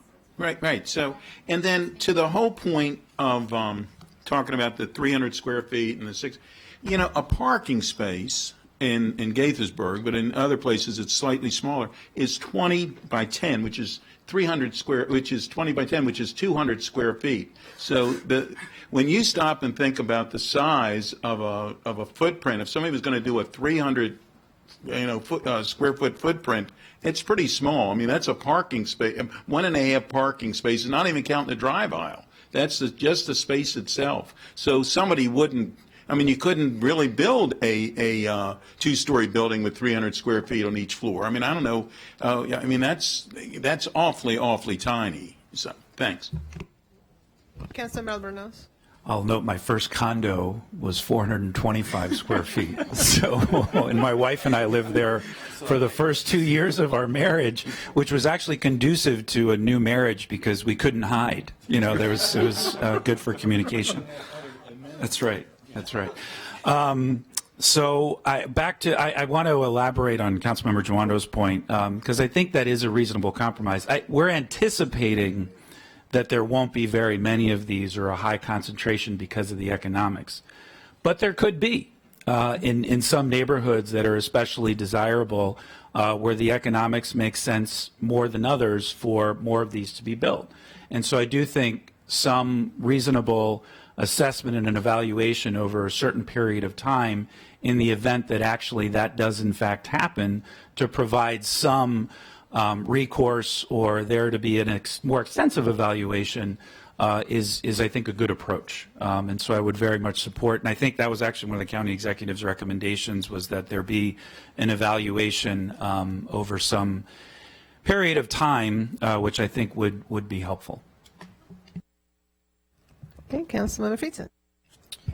Yeah, I appreciate it. Just to add on that, I appreciate Councilmember Joando. This was a topic of discussion during the committee, and the difference I would say between the county executive's recommendation and the committee's is that we think we should move forward with what we believe is a thoughtful approach to try to relax the standards, to try to encourage and allow these to be a more realistic option for families in large portions of the county where I think they're actually needed and desired the most, recognizing that it's not the solution to everything and it's not going to create the problem everywhere that it's been discussed on both sides. I think the county executive's view is to not do anything and evaluate for a long period of time. And so I think that's the main area. But the idea of evaluating and having data to back it up, like the school generation data, which I think is important, I think will allow us to tweak it if we need to moving forward, and to be able to make sure that we are keeping up with the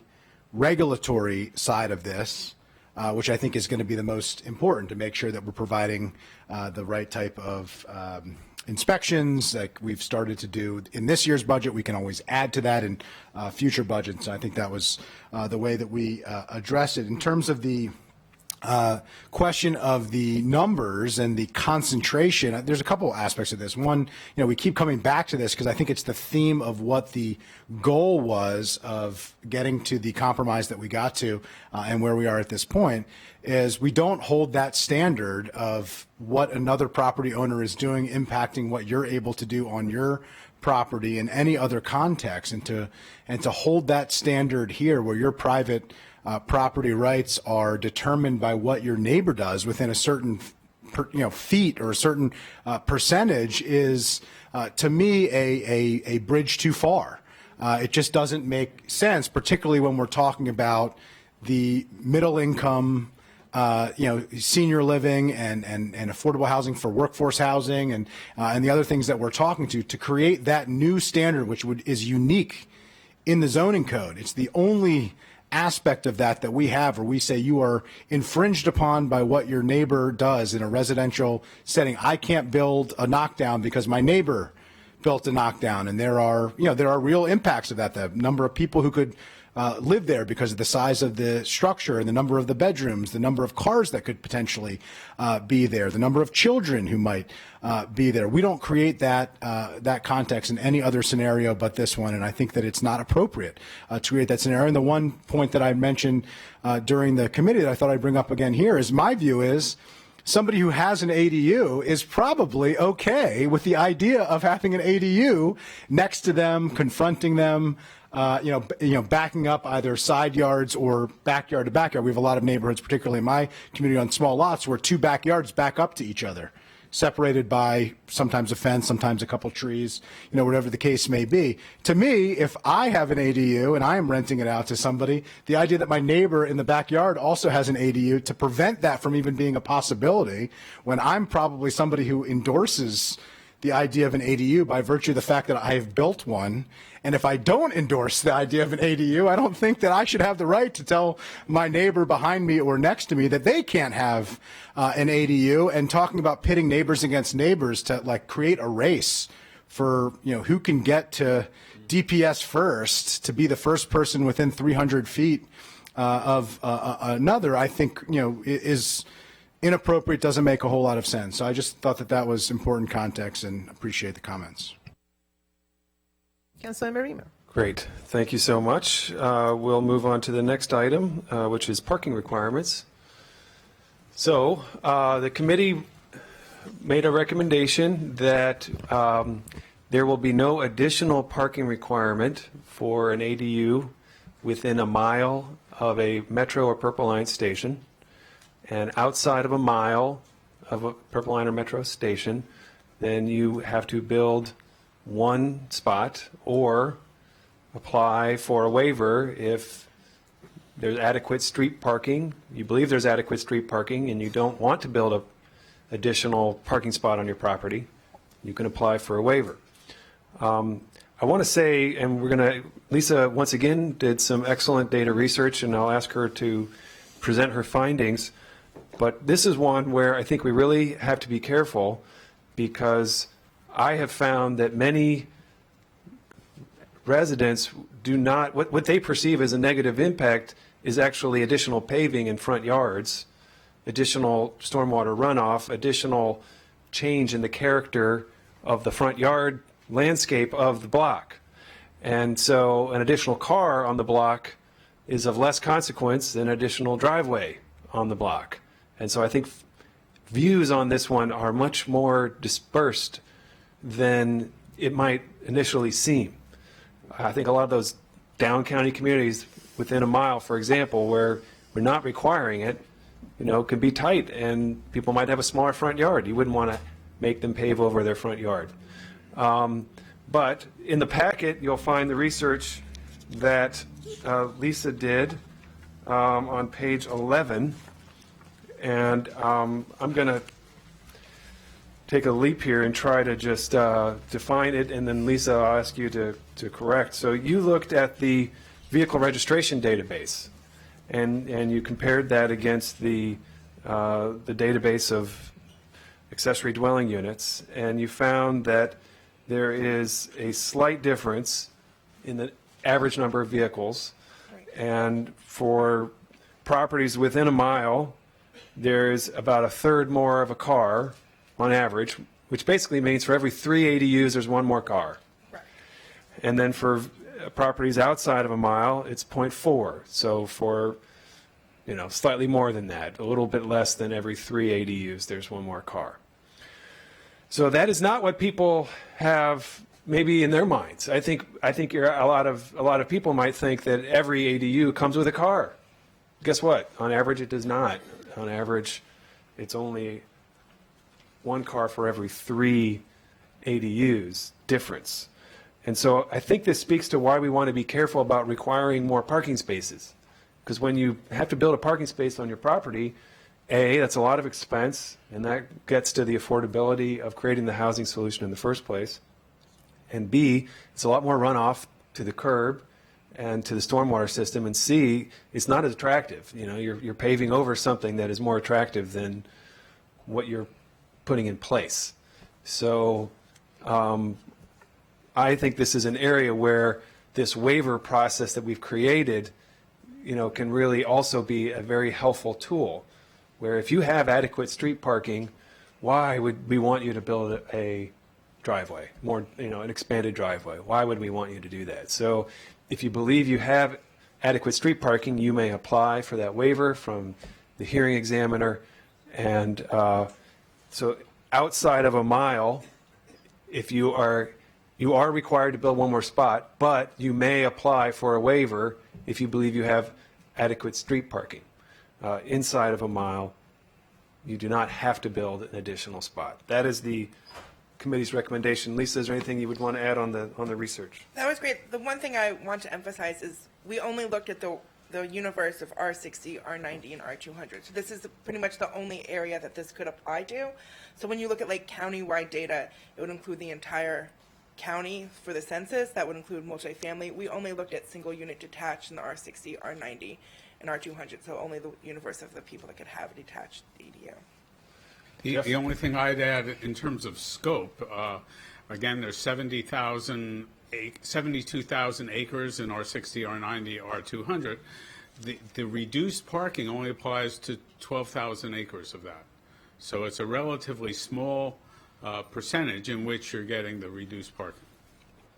Okay. All right, ready for discussion. Councilman Albornoz.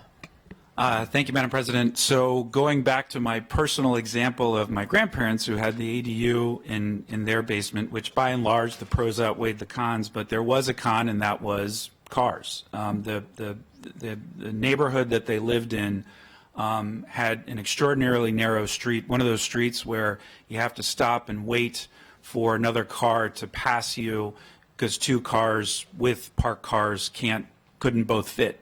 And there was instances in which my grandparents' neighbors would complain when their tenant, in some cases, would have a friend or two over, and so there may be more than just her car or his car parked on the street. And there was one incident I remember specifically in which the neighbor hit one of the cars of her tenant because they were not able to adequately come out. And so I know that this was a source of discussion, and I do support the current code that is the half mile, and I believe my colleague, Councilmember Friedson, supported this notion.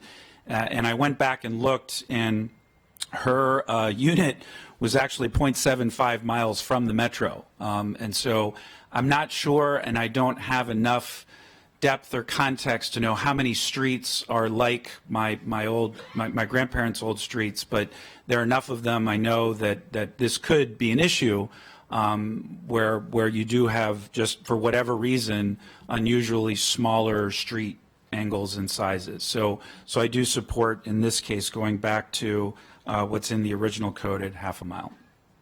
And that's not in the original code. That was a first proposal by Andrew Friedson. If you're looking at geometry here, remember I said 12,000 acres are involved in the within a mile routine. If you did a half mile, it would be about 4,000 acres. Yeah, I misspoke. I apologize. I meant that within the context of the conversation, I agreed with my colleague Friedson's position on this. Councilmember Friedson. Well, I always appreciate when my colleagues have the courage and conviction to agree with me. So I appreciate that. And I wish I had the full force of every proposal I make in committee just automatically being adopted into the zoning code. And I think that's what Councilmember Albornoz was alluding to. And so without objection from my colleague, no, okay.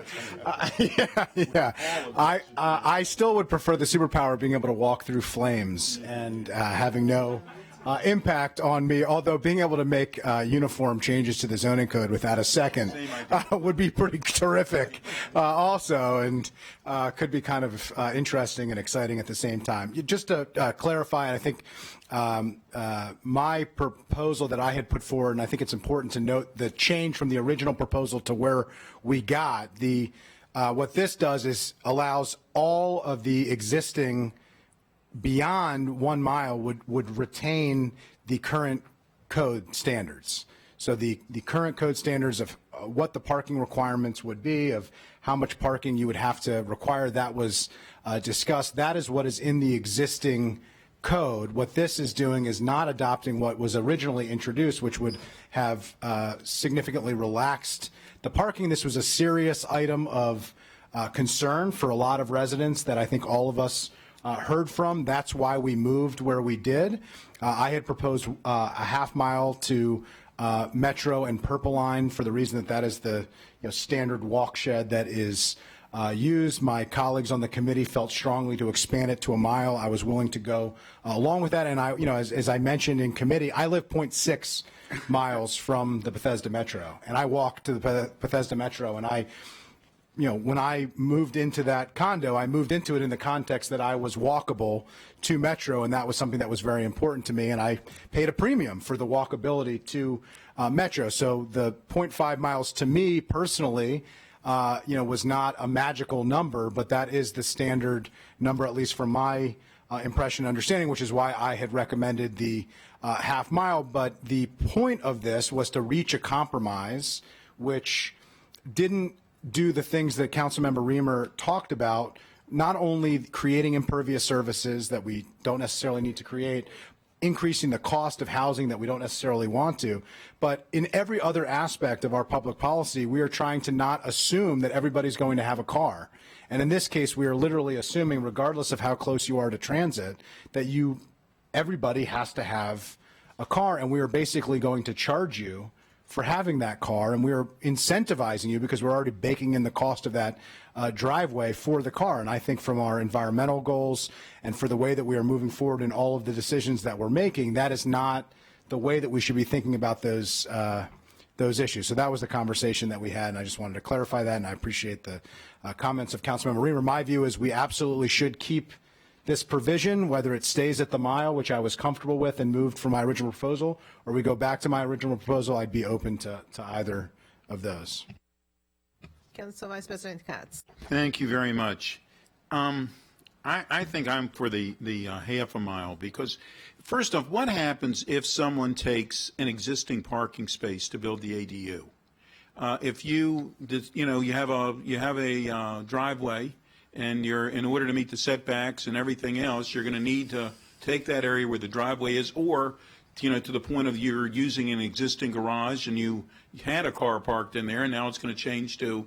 So what happens to that situation? You're required to have 2 parking spaces for that house. So they would still have to come back and have a second. They would have to do a larger impervious area so that if they wanted to do it anyhow. If they previously had 4 parking spaces and are required to have 2, they could build over part of their driveway. But they are required to have the minimum parking spaces for the single-family house. So they would still have to have that requirement, but not anything the way it's written right now. Not anything if they're within the mile. Not anything within the additional. Now, there are some houses within that mile that were not required to have any parking spaces when they were built. Mm-hmm. So of course they would not be covering over a driveway in your scenario, but those houses would still not be required to have any additional parking on their space. And okay, and for the Lisa, for the idea for the registration for the existing ADUs, how many of those were detached and how many were attached? Do you mean how many the houses were? Yeah, I mean for the car registration. I only looked at single-family detached houses. Everything was detached. Detached because that's the universe that the CTA applies to. And the only other thing I would say is that, and I understand a townhome is a different, is a detached an attached home, but in the existing ADUs, there could be the scenario that somebody is living in those for child care or for a parent or whatever, an older person. But in this case, there would be the possibility that you'd actually be, if it was a detached one, you'd actually be renting, and for an attached too, for that matter, but you'd be renting it out to another family. So I don't know whether that would change the scenario for how much parking you need. And you know, we wouldn't know until we do this. But my guess is you would have more parking requirements, because if it's a separate family, it's one thing if everybody's using the car or the van, but it's another thing if it's a separate family and living independent lives. So I think that's something that we should consider. But I think that if you're going to have any real, and to Councilmember Albernaz's point, if you're going to have any real excitement over your neighbor, it's the lack of parking. I mean, and that's what happens in many cases. I know that in the experiences I've had, people will say, you know, that my next door neighbor, it's an overcrowding situation, and you know, they'll talk about that, but they really will not complain until there's no parking left, and that's what happens, and you see that in various areas. So I'm in favor of the half a mile. Councilmember Glass. Thank you, Madam President. So, since we've all been sharing stories, where we've lived, how we've lived, when first apartment in downtown Silver Spring was about a half a mile to the metro, moved there specifically because of that, and most of my neighbors walked. The first condo in South Silver Spring was 0.7 miles, and there is no parking in the building. It's on Eastern Avenue.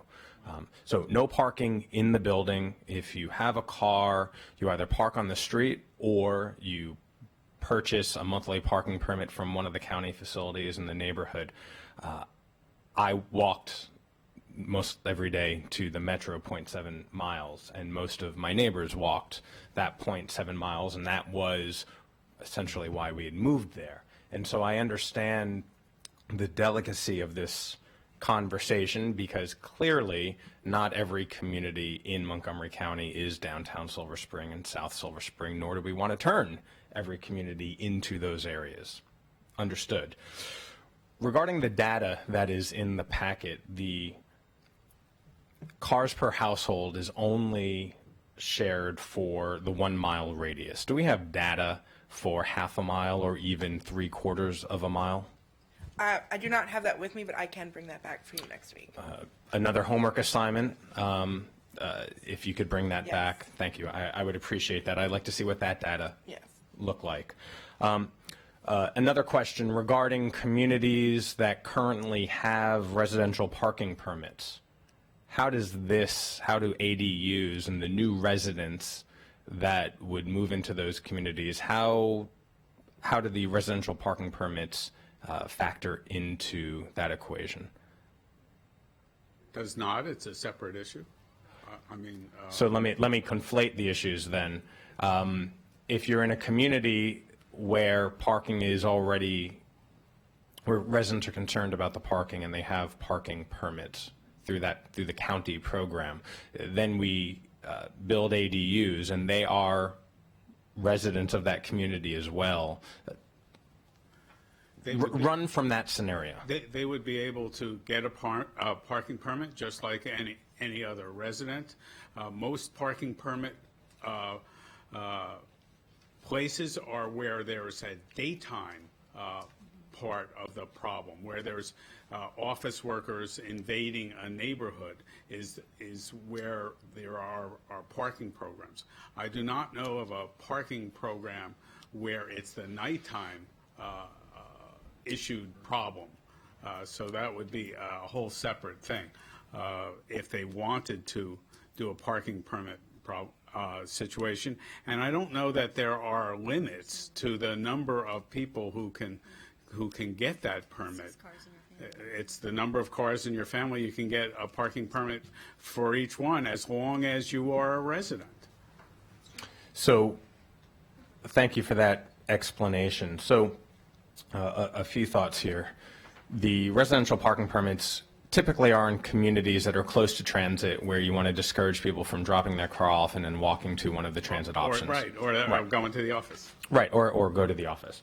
There are communities, particularly in D.C. and other areas, metropolitan, more urban type areas, where they have longer time limits. So I'm hearing that one possibility depending on how this conversation goes, is maybe extending some of those programs into the evening or into a later point in time to help control some of the parking if that becomes a problem? Right. The one department I don't have here is Department of Transportation. There we go. But I don't want to add to a homework assignment, but duly noted that it is a DOT issue. we'll come back and see if they have any response to it. But again, it would be unique for them to have a nighttime parking permit situation. Yeah, if we're rethinking ADUs and having a sincere conversation about the parking, then rethinking some of those parking programs might be ripe for this discussion as well. And then last point I want to make is regarding some of the changing natures of transportation. And I understand and appreciate the comments that the Fed committee chair made about the half mile, and I'm understanding of the other thoughts regarding some of the other communities and the mile and the conversation that will continue here in the dais. But we in the county and nationally, when we talk about transportation, the terminology that we've been using of late is the last mile challenge and how we get people to transit in that last mile. And just this week, our own Department of Transportation sent out a press release saying that Ride-On Flex is now going to be in service, where you can use your cell phone and help get transportation ride-on options without any particular route to get you from that transportation mass transit node to your home. And so I think what everyone's been saying is correct, that we have traditionally measured half a mile, but the terminology, at least nationally, is shifting to mile. And so whether it is transportation or even with Amazon, everyone keeps saying it's that last mile to the house. We might need to modernize our own thinking in that regard as well. But I look forward again for the homework to figure out some of this data so we can get that right. Thank you. Councilmember Joando. Thank you, Council President, and thank you for the great discussion. This was a point that, as my colleagues have mentioned, that we heard a lot from a lot of residents about, and I think we did come to a good compromise, in my view, retaining the current parking requirements for dwellings located more than a mile, but not having that additional requirement for under a mile. And as my colleagues know, I always like to say, and I'd like to state this, have you state this for the record just clearly, for the millions watching at home. Jeff or Pam, could you just state what the current parking requirements are very clearly, and then what the current what would change within under a mile? Could you just state that for the again? The current parking requirement is for one more parking space than you were required by zoning law, because sometimes 2 parking spaces were required, sometimes 0 parking spaces were required. When you are building a new driveway for a parking space and it didn't exist before, you have to do 2 spaces, because you're eliminating 1 space from the street and adding 1 space with the building of the driveway. So you have to do 2 spaces if you're building a new driveway to do it. Right. So that's current. Current, and then so that for people within 1 mile under the current proposal, you would not have to do that. You would additional not have space. to do that. Whatever parking you have or didn't have was sufficient. Right, and that's realizing that and based on the generation data that was done by planning, acknowledging that if you're closer to transit, more likelihood that you're going to take it, and we want to encourage that as well. So I just wanted to say that. And then could you talk about also the waiver requirement as well? Of course, it's not a requirement. An applicant can seek a waiver. The waiver process, I'm sorry.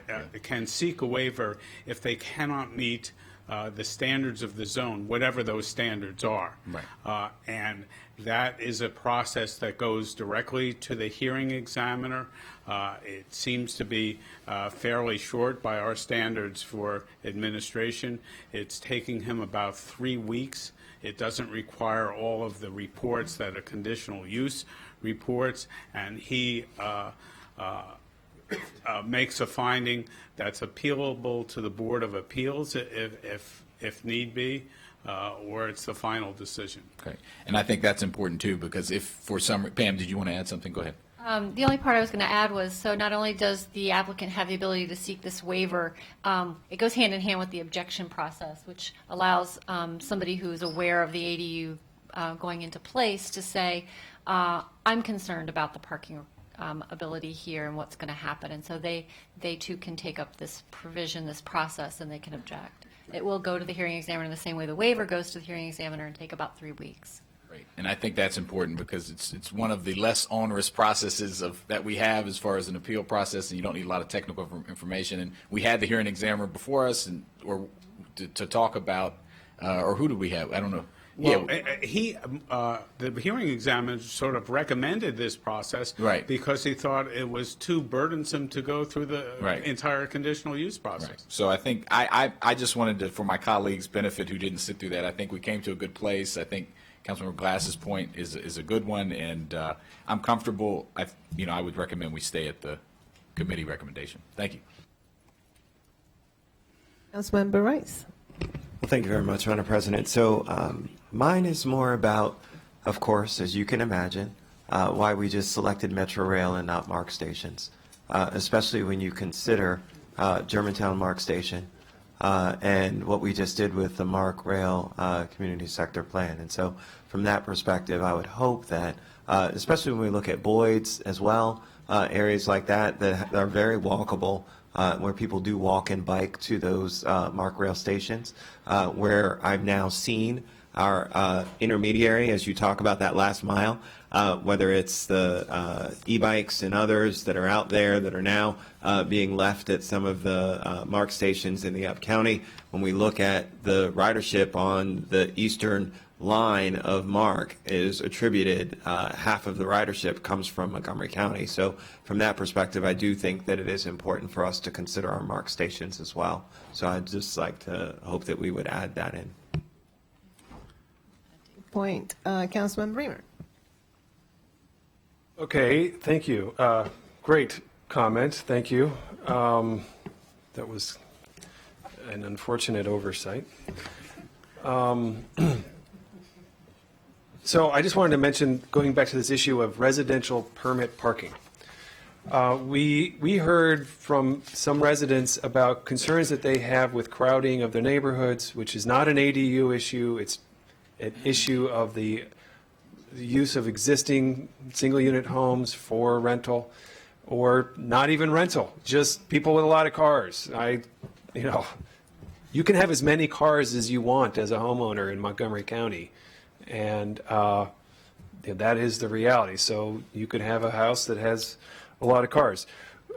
We did hear from people who live in neighborhoods where they feel that the streets have become overwhelmed, and they want the county to tackle that issue. It's not an ADU issue, but I think we should explore permit parking. Presently, permit parking is restricted to places that are near an institutional use, right? Daytime use, metro stations, hospitals, things like that. So we're not allowed to create a permit parking program today that is not affected by daytime use. We are limited to daytime use as the rationale for creating a permit program. So we have more exploration to do to see if we could create one that would be more just for a neighborhood that is experiencing a lot of vehicles in the neighborhood. And whether neighborhoods would want that. Some people would, some people wouldn't, but I think it's a worthy topic of conversation, and I certainly intend to continue that dialogue. But it's not specifically an ADU issue, it's really just cars and parking generally. Okay, so I think that Oh, is there another? Okay, Councilmember Friedson. Yeah, I just recommend, as a follow-up to the discussion, because I'm not sure that we fully grasp exactly what the residential parking program, permitting program is today. I think it would be helpful to just, I think in writing is fine, but just to clarify for a couple of the colleagues, Councilmember Glass in particular, who raised this issue, I think they're very important issues, ones that we spend a considerable amount of time at committee. I don't know that we need to fully discuss it and flesh it out here, but I just think, if it's okay with the chair, if we could ask Jeff to reach out to DOT just to get that to all of the colleagues, I think that would be helpful. And just to the point that you made, the current standard is really to kind of protect residential communities against commercial businesses, that during the day, or transit. If you live close to transit and somebody would use your residential block as a parking lot, or to use a business and use your residential block as a parking lot. We've never had a residential parking permit that is designed to protect a residential community from itself.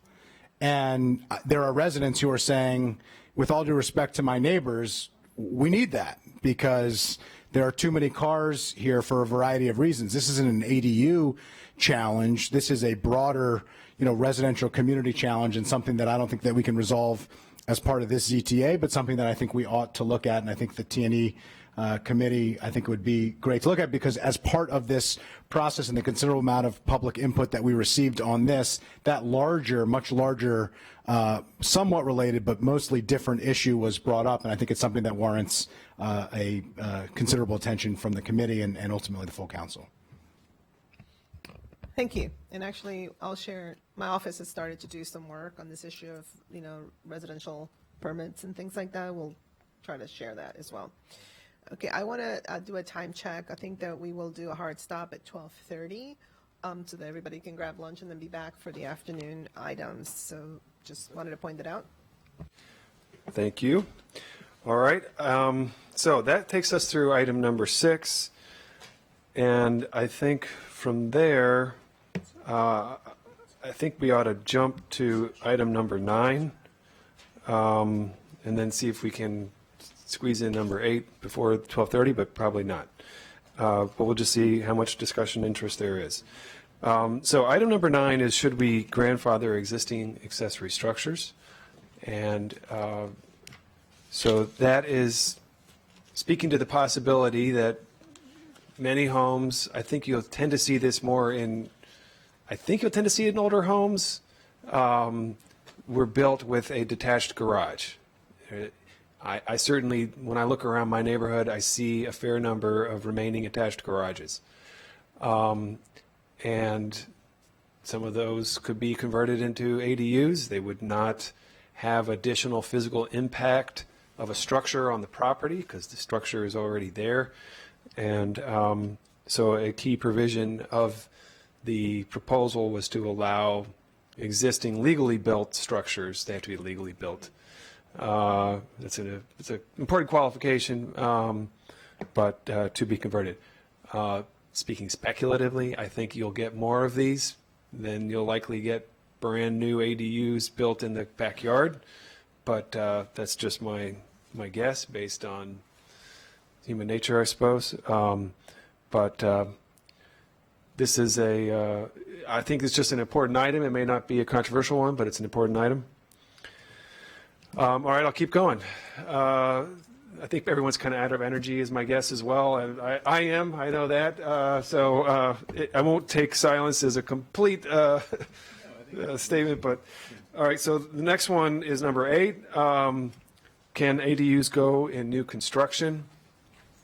When the council did this rewrite in 2013, and I should mention if I didn't, that the ADU issue was initially part of the zoning code rewrite, a huge initiative that we took to modernize the zoning code in 2011, 2012. 2014 is when 2014 is when it passed, but we discussed it for decades. And this was split out from it. And this was split out from it because it was so controversial, people thought, that we didn't want to jeopardize the whole plan. We split it out, and then we split it up, and we compromised it to the point of, I think, a fatal compromise. One of those was saying that ADUs could not go into new construction, which means that You know, if you are buy an empty lot, or if you're going to buy a home in a new community and you want to ask the home builder to do a house with a separate ADU, whether in the basement or as a detached, that you could not do that. You would be prohibited from doing that. And I think you see, well, first of all, we have some great examples here in Montgomery County. Councilmember Katz's district, Kentlands, was built. Yeah, so I'll let you speak to that. You know, what an exquisite type of housing it can be when it's done intentionally. But also, you know, it is something that's trending now. And I think it's trending for the same reason that we're here today, that more and more families want to return to this kind of living. Multi-generation living was a norm. It was what families did. You lived together as long as you could because of affordability, because of desirability, child care, care for aging parents. It was just the way that families lived. And that all changed to the detriment, I think, of many people's options and choices 30 years ago with our modern zoning code. And now we're trying to go back to what has been for maybe all of time, a way to create a desirable housing type. Now, as I mentioned before, across the street from me, there is a family with an adult child. She has disabilities. She's a wonderful woman. She has a dog walking business. She lives in the basement. It's not an ADU. I don't know that they'd be allowed to build one. There might be one more close than 300 feet. Next door to them, there's the next family. They have an adult son who lives with them, with his daughter, actually. So there's 3 generations. I think in these cases, an ADU provides it's a better option, or it's an option that they may find to be better, where we're not we're not seeing each other in our bathrobes every morning in the kitchen. You do your thing in your space, and I do my thing in my space, and then we're all sitting around the dinner table together because that's how we want to live. I think that speaks to Councilmember Rice's point about having some separation while you have togetherness, and it's an option that people would love to be able to take advantage of, and presently it's so limited, and so I'm currently living with the concentration impact of 2 of my immediate neighbors with multi-generation living. And I tell you, I think it's an improvement. I think it makes my neighborhood a better place to live. There's more people there. The daughter of my neighbor is my son's schoolmate, and I can get some intel about what's happening at school that my kid won't share with me. And if I had a dog, I might be able to take advantage of the dog walking business. It just makes me feel like I live in a more inclusive community, which is something that is important to me. And I do live in a more inclusive community. So I just think this is a better, it's an enhancement to what people want to be able to do. So that was part of it. So we are in this question of new construction, and I raised that because many families would intentionally like to create that as part of new construction. All right, Councilmember Albornoz. Okay. I'm running out of steam. So a couple of thoughts on this. And I agree with a lot of those points, Councilmember Reamer. I do think that there's a lot of validity to your comments. I guess my concern around this relies around 2 issues. One is in my neighborhood and in the neighborhoods immediately adjacent to me, there are a number of properties being purchased by developers and being flipped at a really high rate, and houses are being torn down, and larger homes are being placed on those properties. And so my concern about that, and Councilmember Rice and I talked about it briefly just a moment ago, is and they're flipping them as rental properties to be able to. And obviously having 2 separate homes would make it even more attractive to have 2 separate rental options, because that would mean potentially more income coming in. So there is a provision, that was going to be my question, so there is a provision that would prevent from that as well. The landowner must live on the site. Okay. And really the owner would have to be the applicant for the license. Great. So a developer could not flip the properties, turn them over, and then rent them out, and then have two Right. separate sources. Not for two rentals. If he had the owner lined up, and the owner could apply for the license at the time of construction, but he could not rent two separate units. Okay, thank you. That's very helpful. And then in terms of new development for planned communities, I had a very robust conversation with my colleague, Councilmember Friedson, yesterday about this, and I think he did do a good job advocating for why in new development projects that it does make sense as you purchase going in, going in that there are ADUs not just within your property but others within that area, and we have examples of successful projects like that already in the county. And I guess the concern I had was if you had some of these development projects immediately adjacent to communities that had been there for quite some time, that may create some density issues, but I think the practical reality is there's so little land at this point within the county to develop even moderate amount of homes within a certain area that those alleviated some of my concerns. So and the issue of the flipping of the homes is addressed, I think, by ensuring that the property owner lives in the property. Right. I'm not sure how DHCA would handle the new development. At what stage does the ultimate owner have to be the signatory on that application? Have you thought about a new development application and who has to be on the application? Basically, we don't have any of the new developments right now, so we wouldn't have any ideas on that yet. But as far as, people like you're talking about, as far as, builders coming in and doing this, we wouldn't approve the accessory to even move through with permitting until an actual owner is identified, not a company. But would you stop? I mean, this is a little bit of the problem. Would DPS allow it to go forward without the prospect of a license? No, I would not. You're talking about one building and an accessory behind it? An accessory? No, it would not. Because right now, even if you we have to work this one out. Right. You see what I mean? Okay, the question, is it owner occupied? Not yet. It's not. Right. It's a new building. Right. So it's not owner occupied yet. At what point would you allow them to do the ADU in a new unit?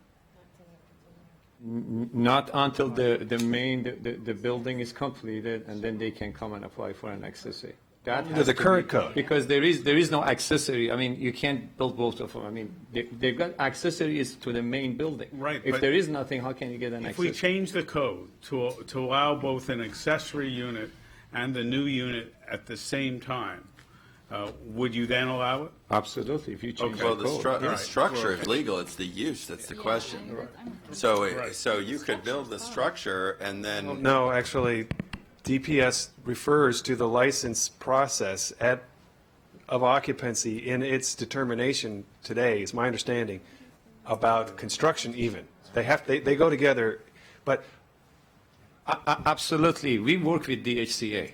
The example I was going to use right now, if you come if you want to have an accessory in the existing building, if I don't have approval from DHCA, we will not issue them the permit. Right. So That's it's an the important same point. thing. Right. It's a pretty tight system, and you have to be a good faith applicant here. You can't get a structure without a real license underway. Okay, all right. You done, Councilmember? Yes, Luna? yes. Vice President Katz.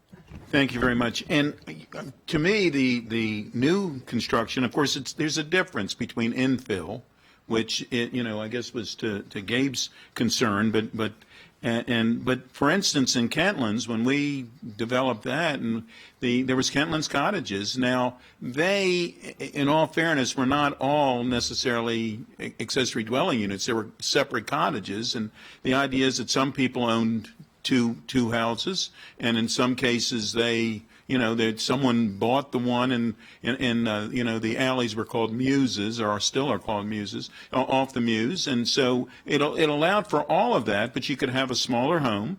You could, which became a more affordable home. There was parking associated with it. In some cases, they're over the garage, and they attach the garage through a walkway or whatever it was from a second story. There's some people that use those as offices for themselves.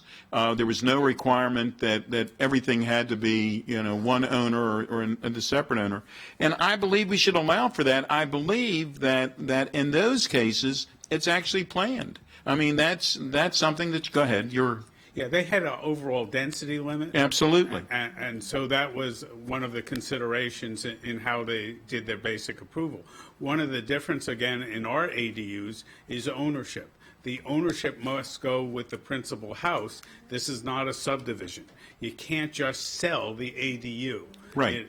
It is part of the single lot, which, of course, again, goes to other council members' points that this is limited to those people who are willing to be landlords. Right. Personally, that's not my ambition. Some other people might have it as their ambition, but that limits the market of who will take advantage of whatever changes the council makes. But right now in the county, I would assume that like a Kentlands planned unit development, that type of thing, is it allowed the way the Kentlands would have been built out? Not exactly in these zones. But you could create a zone or whatever, and that's what Gaithersburg did. We created a zone for them. Sure. So that it could be this way, and so that we could have. So I believe that we should allow for. I mean, I don't know that it necessarily is an accessory dwelling unit, but I believe we should allow for things like that. Though, to your point, there's very limited land left, so it's not gonna. We're not gonna have a whole lot of these, but I do think it works. Thanks. And I did want to mention one other thing. Where I live, there's actually duplexes. I live in a single-family home, but we have duplexes that are our neighbors. And you drive past there, and you cannot tell the difference. The only thing you can tell is that one side has a parking driveway, and the other one has on-street parking and a doorway where they walk in. Right behind my home is a duplex. The lady that lives there lives in one. I mean, she didn't have to, but she lives in one, and she bought the other side and rents it out. And you know what? It works just fine. It has not caused any problems whatsoever. Okay, we have two more lights. So we've already reached 12:30, so this has to be very... I'll be very brief. I'm glad we reiterated the point of the owner-occupied, because I think that is key to this. I think it is key to everything about it, because that is what is protecting a lot of the aspect of who's the type of neighbor you would want. Well, certainly if the person who's living in there, that's the type of neighbor they would want. And so I think that's a key point of it. And I think in terms of the this provision, and so the developer switch, flipping is not an issue, although that has been raised and has been thought of as an issue. But I think the larger point to me is the best time, the most cost-effective time, the best time for design, considerations to build an ADU, an accessory structure, is when you're building the principal structure. I mean, so we should be encouraging that. And I think a lot of this is not necessarily just, we're talking about this as the person moves in and immediately wants an ADU. I think a lot of people are going to potentially be building a custom house and have the ability to have a separate walkout entrance that can be converted later on to an ADU as their family ages, including their parents, including their adult age children. And so not allowing that to be part of this and not encouraging that to be part of this just doesn't make a whole lot of sense to me. Thank you so much. So I think we have covered quite a bit. We are going to come back on July 9th. If you were using this list, Councilmember Reamer distributed, we will start at point number 10, and then whatever outstanding issues remain. And then if, I just checked with him, he said 10, but if, it would be great to start getting some of those amendments lined up, so we can see how far we get on the 9th and see if we can then start addressing some of the amendments. We're not going to rush through anything because, as has been illustrated today, there is just a lot to take in and a lot to examine, but that will be the plan for July 9th. Okay, and I just also want to say that, as always, in terms of input from residents, we are continually we continue to receive information, we continue to receive questions, we continue to receive feedback. So that still remains as we incorporate all of that into a lot of these decision points. Okay, great. So we'll be back at 1:30. Thank you.